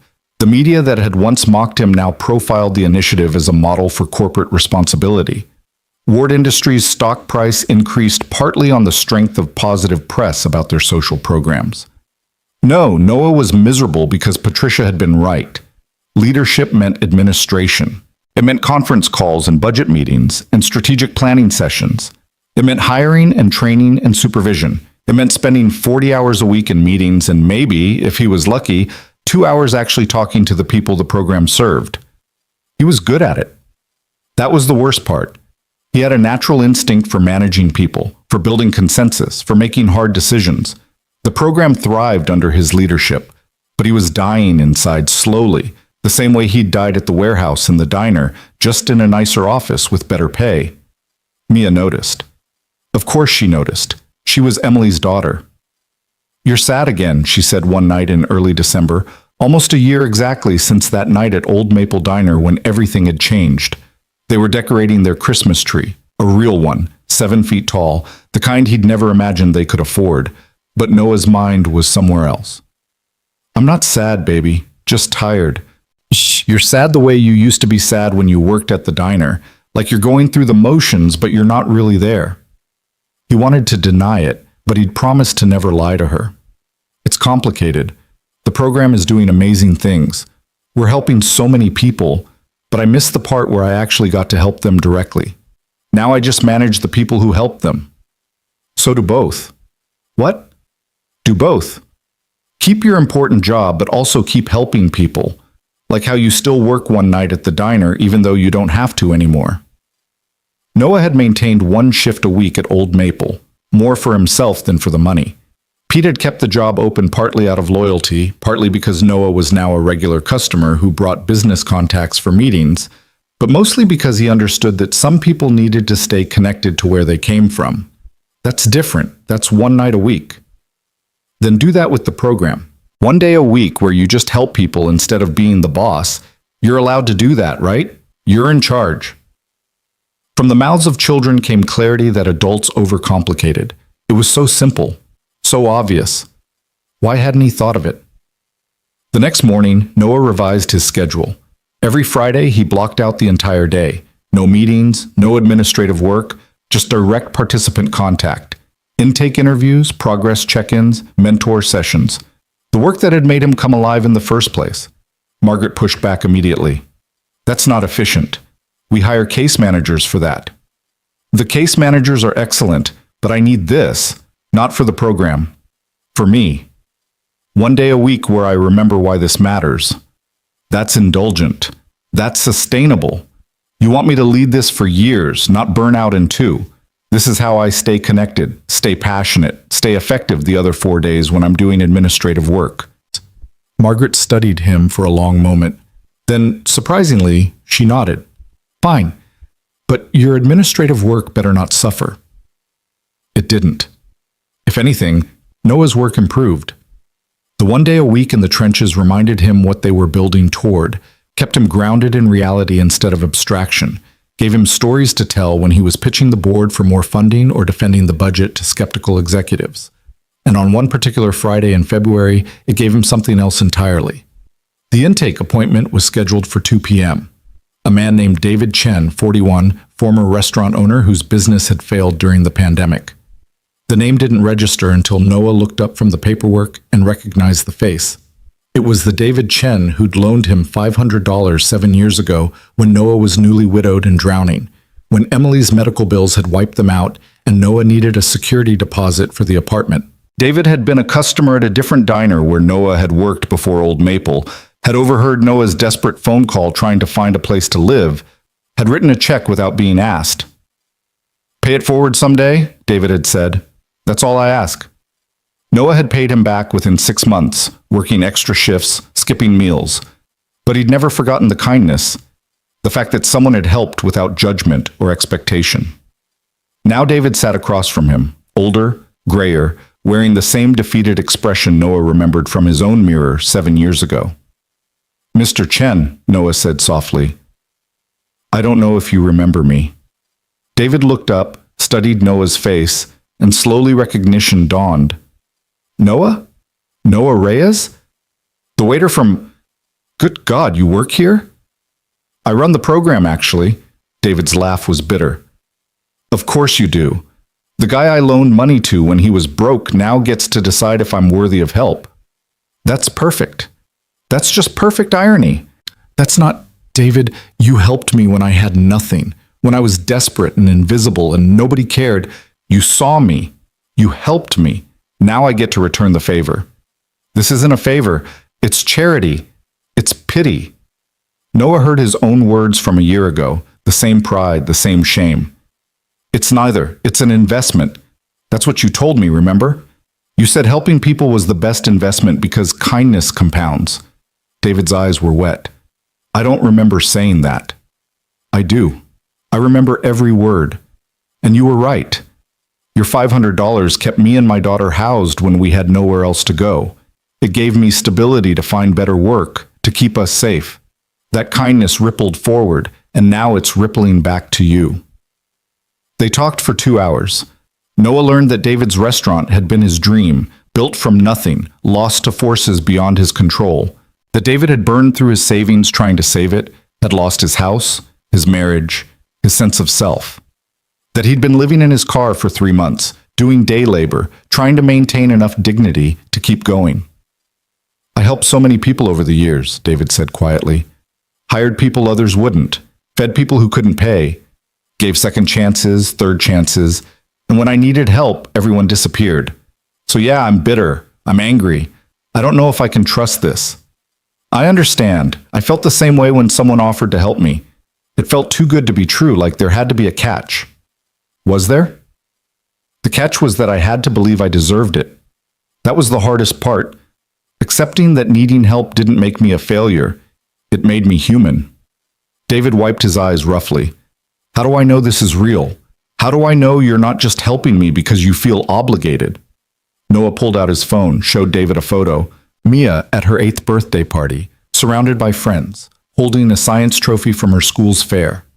Smiling the way children should smile, without worry, without fear. That's my daughter. She's alive and happy and thriving because you helped us when we needed it most. This is an obligation. This is gratitude. This is paying forward what you started. Let me help you the way you helped me. David broke then, the tears coming fast and hard, the kind of crying that released years of accumulated pain. Noah let him, understanding that sometimes people needed to fall apart before they could start rebuilding.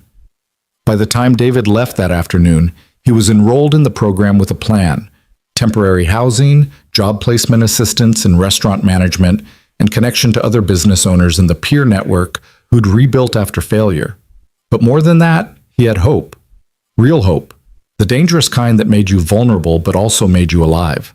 That night, Noah told Celeste the story over dinner at a restaurant she'd insisted on taking him to, a fancy place where the servers made more than Noah used to in a month. That's extraordinary, Celeste said, her eyes bright, the circle completing itself. Your first success story being someone who helped you.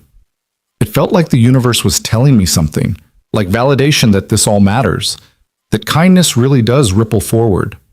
Or maybe it's just a reminder that we're all one bad day away from needing help, that the line between helper and helped is thinner than we want to admit.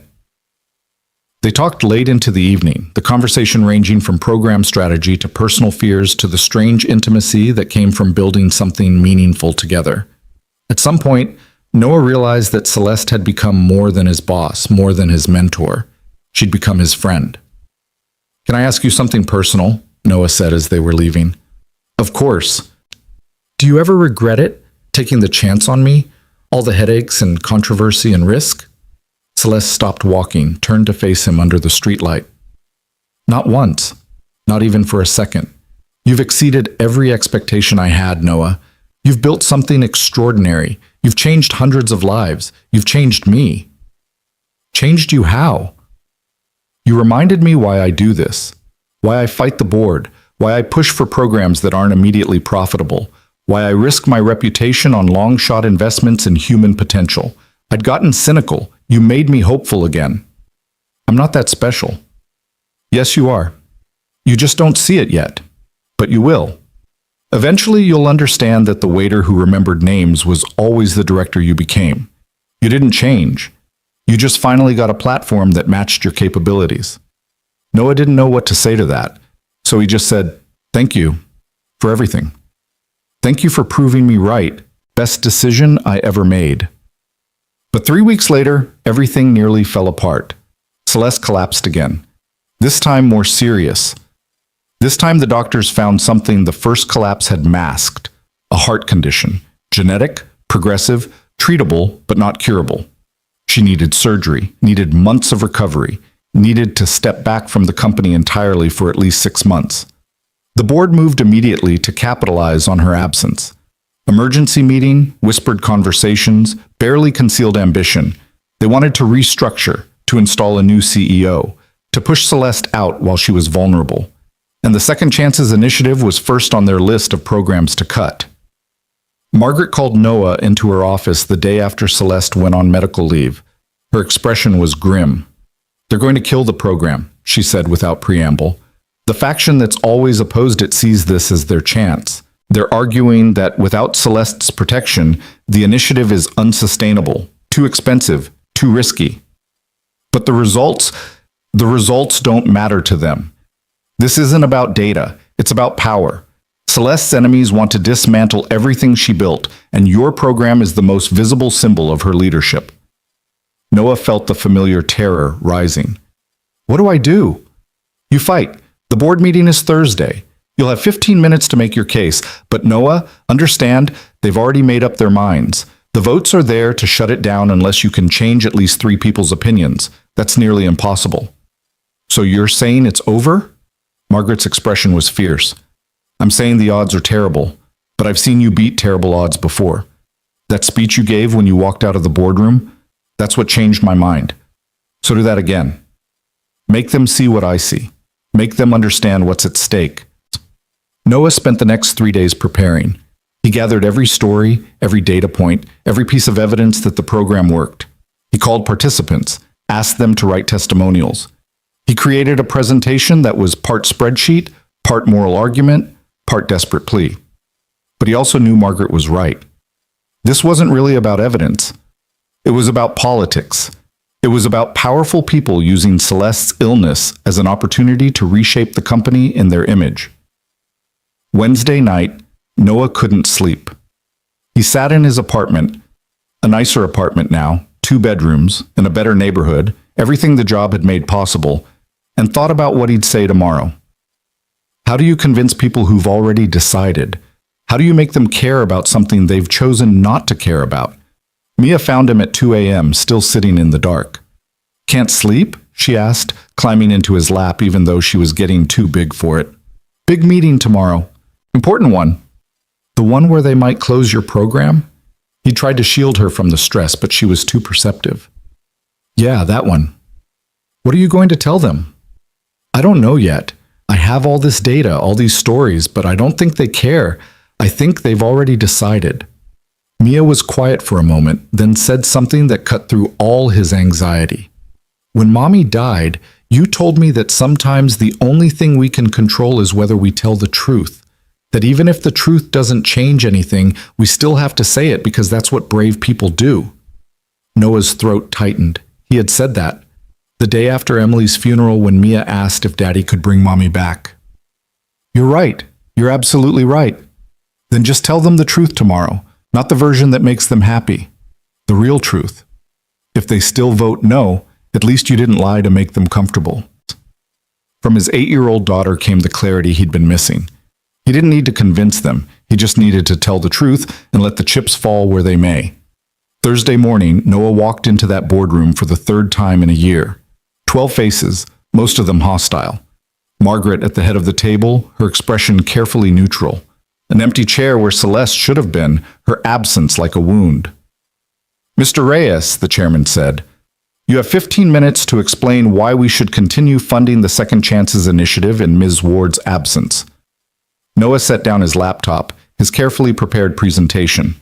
Then he made a decision. He closed it. He didn't need slides. He needed truth. I'm not going to show you data, he said. Not because the data isn't good, it's extraordinary, but because you don't actually care about data. If you did, we wouldn't be having this meeting. So instead, I'm going to tell you what this program really is and what shutting it down really means. The room went silent. Margaret raised an eyebrow but didn't interrupt. This program is insurance. It's the insurance that when your luck runs out, when you make one wrong move, when life knocks you down through no fault of your own, there's someone who will help you back up. Every single person in this room is one catastrophic illness, one bad investment, one piece of terrible luck away from needing exactly what this program provides. The only difference between you and the people we serve is that you haven't had your bad day yet. Several board members shifted uncomfortably. You think shutting this down saves money? It doesn't. It just moves the cost somewhere else. Emergency rooms, police, homeless shelters, incarceration. Every person we don't help becomes someone else's problem, and that problem costs society 10 times what our program does. But those costs don't show up on your quarterly reports, so you don't care. Mr. Reyes, the chairman started, but Noah kept going. I used to be one of those people you'd have thrown away. I was a waiter making poverty wages, a single father barely surviving. If Celeste Ward hadn't seen something in me, I'd still be there, or worse. And every person in this room would have driven past me on the street and never thought twice. That's what you're really voting on today. Whether people like who I was deserve a chance to become who I am now. Whether you believe that human potential matters more than short-term profits. He paused, let the words sink in. Celeste Ward built this company on the principle that we have responsibilities beyond shareholder returns. That success means investing in people, not just technology. That corporations can be forces for good if we choose courage over comfort. This program is the purest expression of that principle. And shutting it down tells the world that you never really believed in it. That it was just nice-sounding rhetoric you tolerated while Celeste was here to insist on it. Noah looked at each board member in turn, making eye contact, refusing to let them hide. So vote however you want. Kill the program if that makes you comfortable. But understand what you're really voting for. You're voting to be the kind of company that abandons its principles the moment they become inconvenient. The kind of company that only cares about people when it's profitable. The kind of company that Celeste Ward has spent her entire career trying not to be. He gathered his unused laptop. I'll be in my office. When you vote to shut us down, I'll clean out my desk and be gone by end of business. And I'll spend the rest of my life telling everyone who'll listen that Ward Industries talks about responsibility but doesn't mean it. That's my truth. Do with it what you want. Then he walked out for the second time in his career, leaving 12 stunned executives and one speechless Margaret Vance behind. He made it to the elevator before his legs started shaking. Made it to his office before the full weight of what he'd just done hit him. He'd basically told the board to go to hell. He'd accused them of hypocrisy and cowardice. He'd guaranteed his own termination. But God, it had felt good to tell the truth. An hour later, his phone rang. "Margaret, you're either the bravest person I've ever met or the stupidest," she said. "Probably both." "What did they vote?" "They didn't." "What?" "After you left, I reminded them that everything you said was true, that shutting down the program for political reasons makes us exactly what he accused us of being. Then I said if they voted to kill it, I'd resign from the board and make sure every journalist in the city knew why." Noah's heart was pounding. And 3 other board members said they'd do the same. Turns out your speech reminded a few people why they got into business in the first place. The vote was tabled. The program continues. You keep your job. But Noah? Yeah? Stop making me defend you by insulting the entire board. My heart can't take it. Noah laughed, the sound somewhere between relief and hysteria. "I'll try. No promises." That night he called Celeste from her hospital room. She was recovering from surgery, her voice weak but present. "I heard you terrorized the board again. Word travels fast. Margaret called me. Said you gave them hell. Said you might be the only honest person in the building." "I just told them the truth. I'm tired of pretending to respect people who don't deserve it." Celeste laughed, then winced. "That's my influence. Or maybe that was always you. Either way, I'm proud. The program survives, you survive, and you did it without compromising. That's the real success. How are you feeling?" "Tired, scared, grateful. The surgery went well, but recovery is long. 6 months minimum before I can work full-time again. Maybe longer. The company will be here when you get back. I know, because people like you and Margaret will make sure it stays true to what it should be. That's what I needed to know before I could rest. That it wouldn't all fall apart without me." They talked until Celeste got tired, her voice fading. Before she hung up, she said, "Noah, thank you for everything. For being exactly what I saw in that diner. For never letting them make you smaller. For proving that I was right." "You were always right," Noah said softly. "About all of it." After the call ended, Noah sat in the quiet apartment and thought about the journey that had brought him here. From invisible waiter to program director. From barely surviving to actually thriving. From having nothing to having enough. But the most important change wasn't the money or the title or the respect. It was that he'd remembered how to hope. How to believe that tomorrow could be better than today. How to see himself as worthy of the chances people had taken on him. That was the real gift Celeste had given him. Not the job. The permission to believe in himself. And now it was his job to give that same gift to everyone who walked through his door, looking for someone to see them the way he'd been seen. One person at a time. One story at a time. One life rebuilt at a time. The circle completing itself over and over, forever forward. The months that followed were the hardest and the best of Noah's life. The program continued to expand, now serving over 600 people across 5 cities, with plans to add 2 more locations by year's end. The success rate remained stubbornly, impossibly high. 94% of participants still engaged 6 months after enrollment, 87% employed or in training programs, 79% reporting stable housing. But the work was relentless. Noah split his time between administration and direct service, between board presentations and intake interviews, between managing a team of 35 people and sitting across from someone who'd lost everything and needed to believe they could rebuild. The balance was precarious, held together by sheer will and too much coffee and the knowledge that hundreds of people depended on him not falling apart. Mia was growing up faster than he could process. 8 years old now, in 3rd grade, her mother's fierce intelligence combined with an empathy that seemed to come from somewhere beyond her years. She'd started asking questions about the program, wanting to know the stories, wanting to understand why her father came home exhausted, but somehow more alive than he'd been in the diner days. One Saturday morning in late April, she asked if she could come to work with him. "I want to see what you do," she said over breakfast. "I want to meet the people you help." Noah hesitated. The office was no place for a child. Too many stories that involved addiction and violence and trauma. Too many reminders that the world was harsh and unfair. But Mia had that determined look, the one that said she'd already decided and was just waiting for him to catch up. It might be boring, a lot of paperwork and meetings. "I don't care, I want to see." So he brought her. cleared it with HR, arranged childcare coverage in the break room for when he had confidential meetings, introduced her to his team. Patricia immediately adopted her, showing her the database systems and explaining in age-appropriate terms how they tracked participant progress. Robert taught her about data visualization, letting her create colorful charts from anonymized success metrics. But the moment that changed everything came when David Chen stopped by for his 6-month check-in.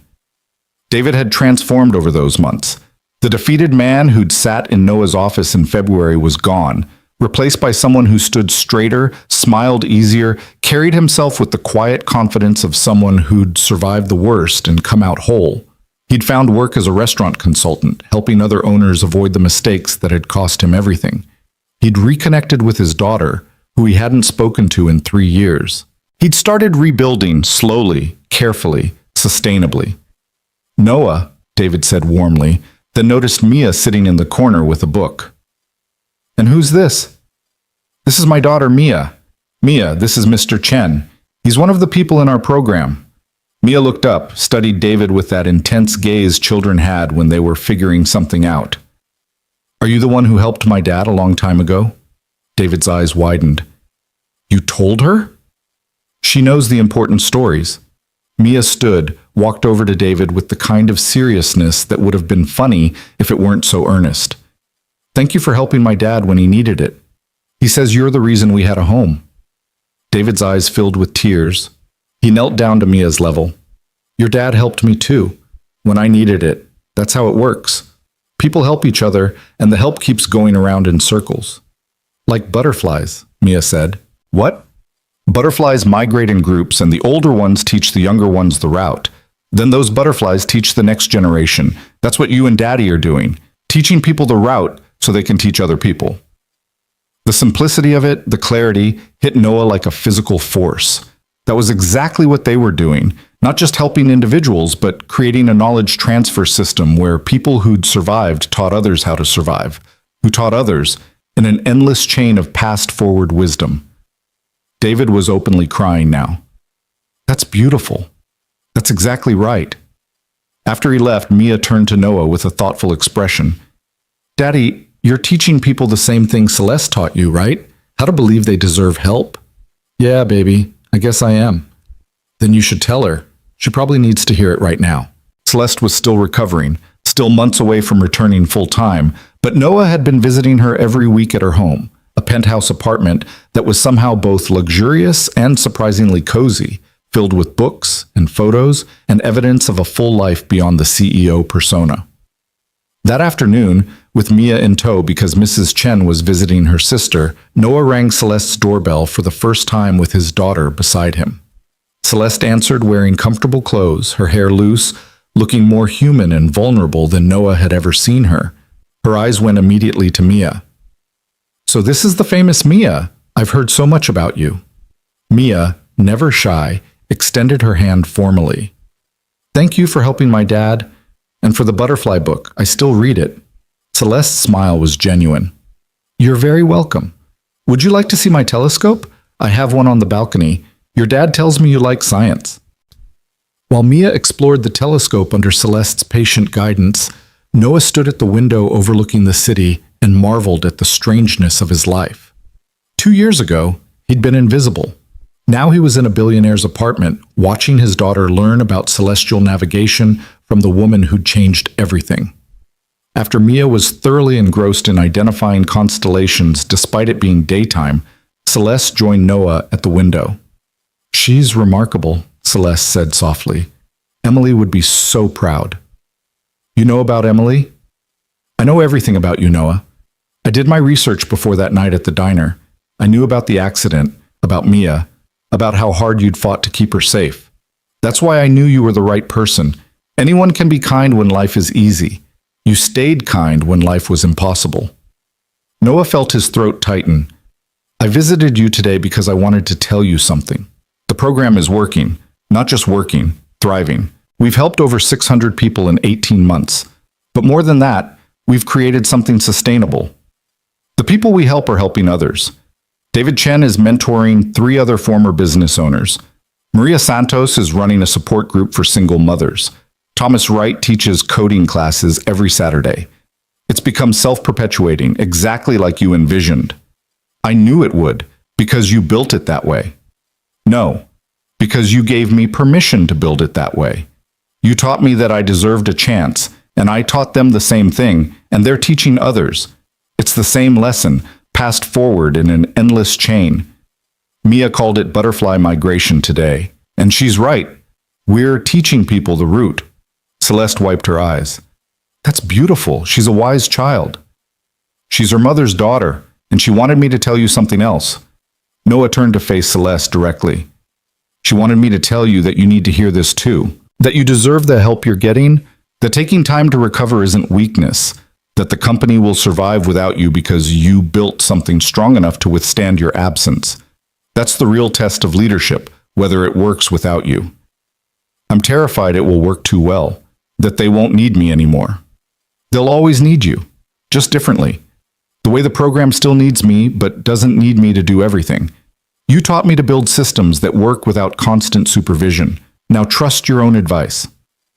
They stood in comfortable silence, watching Mia point out features on the telescope to an imaginary audience, already teaching even though no one was listening yet. How's Margaret treating you? Celeste asked, like a parent who's proud but won't say it out loud. She's tough but fair. The board mostly leaves me alone now. I think they're afraid I'll resign and make them look bad. Good.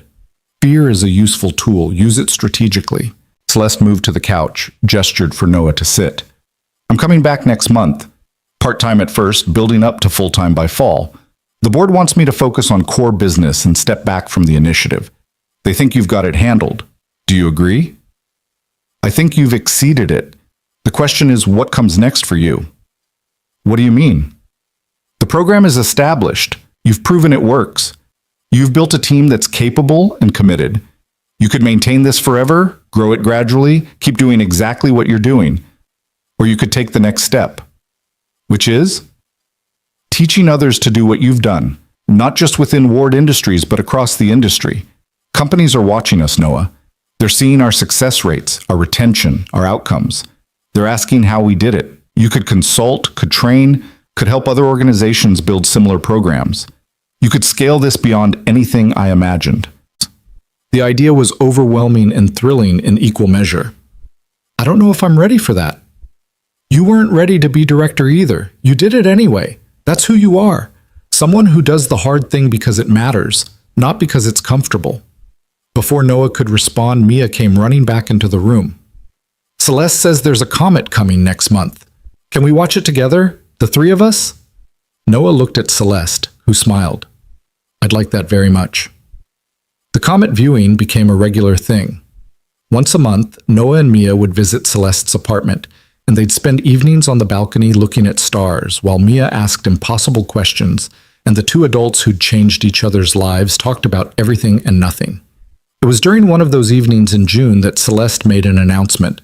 I've been thinking about succession planning, she said, while Mia was absorbed in sketching constellations.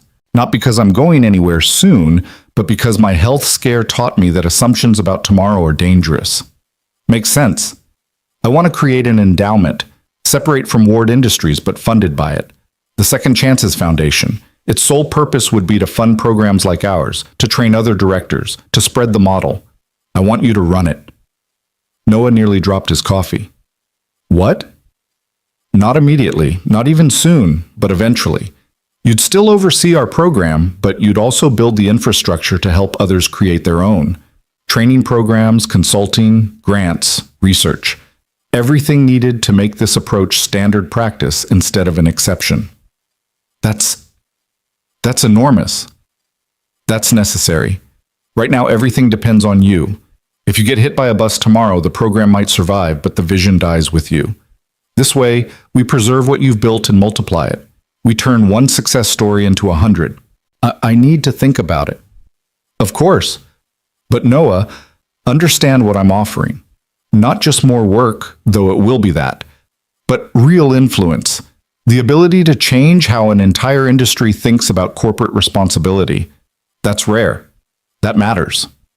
Over the next few months, as Celeste gradually returned to work, and the Second Chances initiative continued to grow, Noah thought about the foundation, about what it would mean to step into that larger role, about whether he was ready to become the kind of leader who influenced industry-wide change instead of just running one excellent program.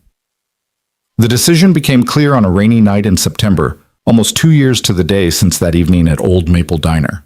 Noah had maintained his one-night-a-week shift at the diner, more ritual than necessity now. Pete had sold the place 6 months ago to a young couple who kept the name and most of the staff, who treated Noah like a mascot more than an employee, but didn't mind him coming in to work the late shift occasionally. On this particular Tuesday, Noah was working the floor when a woman walked in around 11 p.m.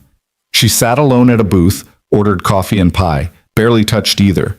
She looked exhausted in a way Noah recognized, the exhaustion of someone working 3 jobs, juggling impossible responsibilities, trying to hold everything together with fraying rope and desperate hope. Noah refilled her coffee without being asked. "Everything okay?" She looked up with surprised eyes, as if she'd forgotten other people could see her. "Just tired. Long day." "I get that. I've had a few of those." She smiled weakly. "I'm sure you have. Can I get the check?" Noah brought it. She paid exact change, no tip. He understood. He'd been there. Money so tight that every dollar had a predetermined purpose. No room for generosity, even when you wanted to show it. After she left, Noah cleared the table and found something underneath her plate. A napkin with a note scribbled in exhausted handwriting. "Thank you for being kind when I felt invisible. You have no idea what that meant tonight." Noah stood there holding that napkin, and suddenly he was back 2 years ago, finding Celeste's envelope, feeling the same mixture of confusion and hope and fear. The circle completing itself again, but this time with him in Celeste's role, the one offering kindness without expecting anything back. He pulled out his phone, typed a message to the number the woman had left on the check for the receipt. "My name is Noah Reyes. I run a program that helps people who are struggling. If you're interested, call me tomorrow. If not, that's okay too.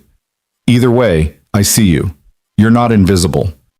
Then he finished his shift, drove home, and found Mia still awake despite it being past midnight. "Couldn't sleep?" he asked. "I was waiting for you. I wanted to hear about your shift." He told her about the woman, about the napkin, about sending the message. Mia listened with that intense focus she had, processing, understanding things beyond her years. "Are you going to help her?" she asked. "If she calls, yes. If she doesn't, I'll respect that too. Sometimes people need time to believe they deserve help.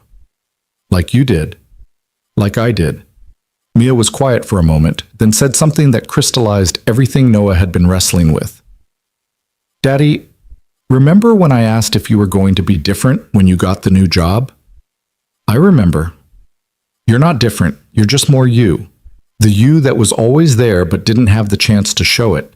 And now you're helping other people become more themselves too." Out of the mouths of children came wisdom that adults spent years searching for. Noah pulled Mia into a hug, overwhelmed by gratitude for this small person who saw him so clearly. The next morning, Noah called Celeste. "I'll do it. The foundation. I'll run it. Not because I'm ready, but because it's what needs to happen next. Because staying comfortable would betray everything we've built."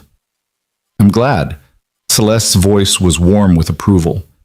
"We'll start small. Build the infrastructure over 2 years while you continue running the initiative, then transition gradually.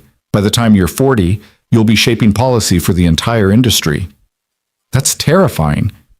"That's leadership. Get used to it." The woman from the diner did call. Her name was Lisa Tran, 36, a former nurse who'd lost her license due to a prescription error that wasn't her fault, now working retail and food service and cleaning houses, barely surviving. She reminded Noah so much of himself 2 years ago that it was almost painful. The same defeated posture, the same inability to believe anything could change, the same desperate hope fighting with learned despair. He enrolled her in the program personally, walked her through the intake process, explained how it worked, connected her to the peer network. 6 months later, Lisa had her nursing license reinstated, a stable job at a community health clinic, and was mentoring 2 other former healthcare workers trying to rebuild their careers. "You saved my life," she told Noah during her exit interview. "That night at the diner I was planning planning to end it. I decided I couldn't keep fighting. Then you saw me. You actually saw me. That changed everything. Noah felt the weight of that revelation settle in his chest. How many lives had been saved not by grand gestures, but by simple acknowledgement? By someone noticing when someone else felt invisible? I'm glad you stayed, he managed. The world needs you. Someone needed to tell me that. Thank you for being that someone. The Second Chances Foundation officially launched in December, 2 years and 1 month after that night when everything changed. The press conference was held at Ward Industries, with Celeste announcing the $10 million initial endowment, the 5-year plan to establish similar programs in 50 cities, the training infrastructure for future directors. Noah stood beside her, uncomfortable in the spotlight, wishing he could be anywhere else. But when the reporters asked questions, when they wanted to know what made the program work, he found his voice. It works because we don't treat people as problems to solve. We treat them as human beings with dignity and potential who've had bad luck or bad circumstances. We ask what they need instead of telling them. We stick with them through setbacks instead of abandoning them at the first stumble. And we connect them to each other so they build communities instead of competing for scraps. That's not revolutionary. That's just basic human decency applied consistently. The reporter from the newspaper that had originally mocked his appointment pushed back. But Mr. Reyes, your critics say you were unqualified for this position, that Ms. Ward chose you based on sentiment rather than credentials. What do you say to that? Noah looked directly at the camera. I say that credentials are how we filter people out. Lived experience is how we understand who actually knows what they're doing. I was unqualified on paper and perfectly qualified in reality. And every person we've helped was the same, dismissed by traditional metrics, invaluable when given a real chance. That's what the foundation will prove. That talent exists everywhere. We just have to stop being so narrow about how we recognize it. The clip went viral. Within a week, Noah had received interview requests from dozens of media outlets, invitations to speak at conferences, inquiries from companies wanting to replicate the model. The foundation had a waiting list of cities wanting programs before they'd even hired the first regional director. It was overwhelming. It was exhausting. It was exactly what needed to happen. That Christmas, Noah and Mia decorated a tree that was somehow even bigger than last year's. Real, fragrant, covered in lights and ornaments they'd collected over 2 years of actually being able to afford traditions.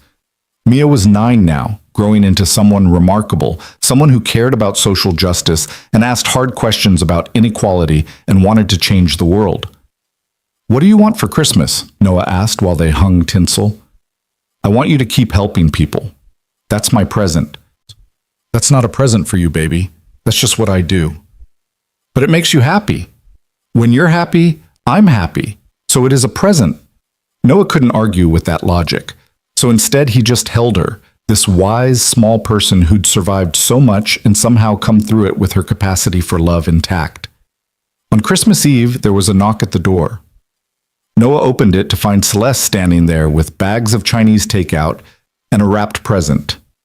I know you probably have plans, but I wanted to stop by, bring gifts. You didn't have to do that. I wanted to. Can I come in? They ate dinner together, the 3 of them, talking and laughing and feeling like something Noah couldn't quite name. Not a replacement for the family he'd lost, but maybe the beginning of a new kind of family, chosen rather than given, built on shared purpose and mutual respect. After Mia went to bed, Celeste handed Noah an envelope. Not a contract this time. A Christmas card with a handwritten note inside. 2 years ago, I walked into a diner looking for someone. I found you. You've exceeded every hope I had, Noah. You've built something extraordinary. You've changed hundreds of lives. You've changed mine. Thank you for proving that my instincts were right. Thank you for being brave enough to say yes when every reasonable person would have said no. Thank you for reminding me why this all matters. Merry Christmas. C.W. Noah's eyes blurred. Thank you for seeing me, for taking the chance. Thank you for being worth the chance. The years that followed were a blur of growth and challenge and slow, steady success. The foundation expanded to 30 cities by year 3, 50 by year 5. The model was replicated by other companies, adapted and improved, becoming industry standard rather than exception. Noah became a recognized name in corporate philanthropy, speaking at conferences, advising policymakers, training the next generation of program directors. But he never forgot where he came from. He maintained that one shift a week at the diner until Pete retired and the new owners finally convinced him they didn't need the help. He kept his Friday personal contact day, refusing to become so administrative that he lost touch with the actual work. He brought Mia to the office regularly, letting her see firsthand what it meant to build something that mattered. And once a month, without fail, he had dinner with the people who'd been there from the beginning. Maria Santos, now running her own program for single parents. Thomas Wright, teaching coding at a community college. David Chen, who'd opened a new restaurant, smaller, sustainable, successful. Marcus from the peer counseling team, 5 years sober and studying to become a therapist. They called themselves the First Circle, the original participants who'd proven the model worked. They stayed connected not out of obligation, but out of genuine friendship, born from shared struggle and mutual support. On a Tuesday evening in November, 5 years after everything began, Noah walked into Old Maple Diner for the last time. The new owners were selling, the building being torn down to make room for condos. It felt right somehow that Noah should be there for the closing, that he should say goodbye to the place where his life had changed. He sat in the same booth where Celeste had sat that night, ordered the same pie he'd served her, let himself remember what it felt like to be invisible and desperate and one bad day from collapse. His phone buzzed, a text from an unknown number. Mr. Reyes, I saw you speak at the conference last week. Your story gave me courage to apply to your program. Thank you for sharing it. Noah smiled. The circle expanding, rippling outward, touching people he'd never meet, creating change he'd never directly see. Another text, this one from Mia. Daddy, don't forget I have my science fair tomorrow. You promised you'd be there. Wouldn't miss it for the world, he typed back. I'm always there for the important things. And he meant it. Because the true measure of success wasn't the programs launched or the lives changed or the recognition earned. It was whether he'd kept his promises to the people who mattered. Whether Mia grew up knowing her father was present, engaged, invested in her life.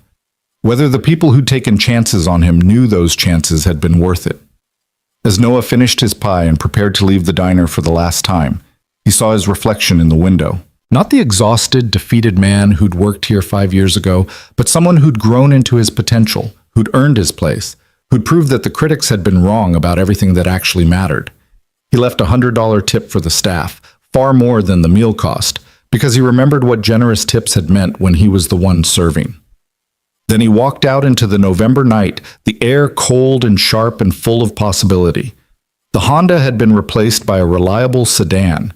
The apartment had been upgraded to a house with a yard where Mia could play. The funeral suit had been joined by a professional wardrobe, but the most important changes weren't visible. They were internal. They were about believing he deserved good things, about understanding that needing help didn't make him weak, about knowing that his worth wasn't determined by his worst days. Noah drove home through streets he knew by heart, past the community center where the program was based, past the park where he and Mia spent Saturday afternoons, past all the landmarks of a life rebuilt from ruins. Mia was waiting when he got home. Her science project spread across the kitchen table, something involving plant growth and water quality, ambitious and thoughtful, and likely to win awards because she'd inherited her mother's brilliance. How was the diner? She asked. Sad, but good. Everything ends eventually. The important thing is what you build during the time you have. Deep thoughts, Dad. I have my moments. He sat beside her, examined her project. This looks amazing. Tell me about it. And she did, her voice animated and passionate, explaining her hypothesis and methodology and findings with the confidence of someone who'd never been taught to doubt her intelligence or potential. Watching her, Noah realized this was the real success, not the program or the foundation or the recognition. This. His daughter growing up secure and loved and unafraid to take up space in the world. His daughter who'd never have to feel invisible, never have to wonder if she deserved help, never have to choose between dignity and survival. That was the gift Celeste Ward had given him, passed forward now to Mia, who would pass it forward to others in ways Noah couldn't predict or control. The the circle completing itself over and over, forever forward. Later that night, after Mia was asleep, Noah sat in his home office and opened his laptop. He'd been writing his story for months now, trying to capture what had happened, how it had happened, why it mattered. Not for publication, he wasn't sure he wanted to share it that publicly, but for himself. For Mia. For anyone who felt invisible and needed to know that change was possible. He typed the final paragraph. 5 years ago, I was a waiter counting singles and hoping for tips that would let me feed my daughter. Today, I run a foundation that's changed thousands of lives. The distance between those two people seems impossible, but it was crossed one step at a time, one choice at a time, one act of courage at a time. The woman who left me a $0 tip changed everything, not with money, but with recognition. She saw me. That's all any of us really need, someone who sees us, believes in us, gives us a chance to prove what we're capable of. Some tips change nights, others change lifetimes. Mine changed everything, and now I spend every day trying to do the same for others, passing forward the gift of being seen. The circle never ends. It just keeps expanding, rippling outward, touching lives I'll never know, creating change I'll never directly witness. That's the real legacy. Not what I accomplished, but what everyone I helped will accomplish. Not my success, but their potential unleashed. That's worth every hard day, every moment of doubt, every time I wanted to quit but kept going anyway. Because some things matter more than comfort. Some things are worth fighting for. People are worth fighting for. Always. He saved the document, closed his laptop, and sat in the quiet house thinking about tomorrow. About Mia's science fair, about the foundation board meeting next week, about the 20 new cities requesting programs, about all the work left to do and all the lives left to change. It was overwhelming. It was beautiful. It was exactly where he was supposed to be. His phone buzzed one more time. A text from Celeste. Dinner next week? I want to hear about the expansion plans. And Celeste Jr. sends her love. Noah smiled. Celeste had adopted a daughter 8 months ago, a 6-year-old named Celeste Jr., who everyone called CJ, who Celeste was raising the same way Noah raised Mia, with love and security and the certainty that she deserved every good thing. The two girls had become inseparable, two kids who'd started life with loss and were being given second chances by parents who understood what second chances meant. Absolutely, Noah typed back. Same restaurant where this all started? Perfect. Full circle. Full circle indeed. Noah turned off the lights, checked on Mia one last time. She was sleeping peacefully, her science project notes scattered across her nightstand, her butterfly book still on the shelf, and climbed into bed. Tomorrow would bring new challenges, new people needing help, new stories of struggle and resilience and hope. But tonight he could rest. Tonight he could feel satisfied that the work was good, the impact was real, the circle was expanding. Some tips changed nights. His had changed a lifetime. And every day he worked to change others, one person at a time, one story at a time, one act of recognition at a time. The circle completing itself over and over, forever forward. And that was enough. That was everything. The end.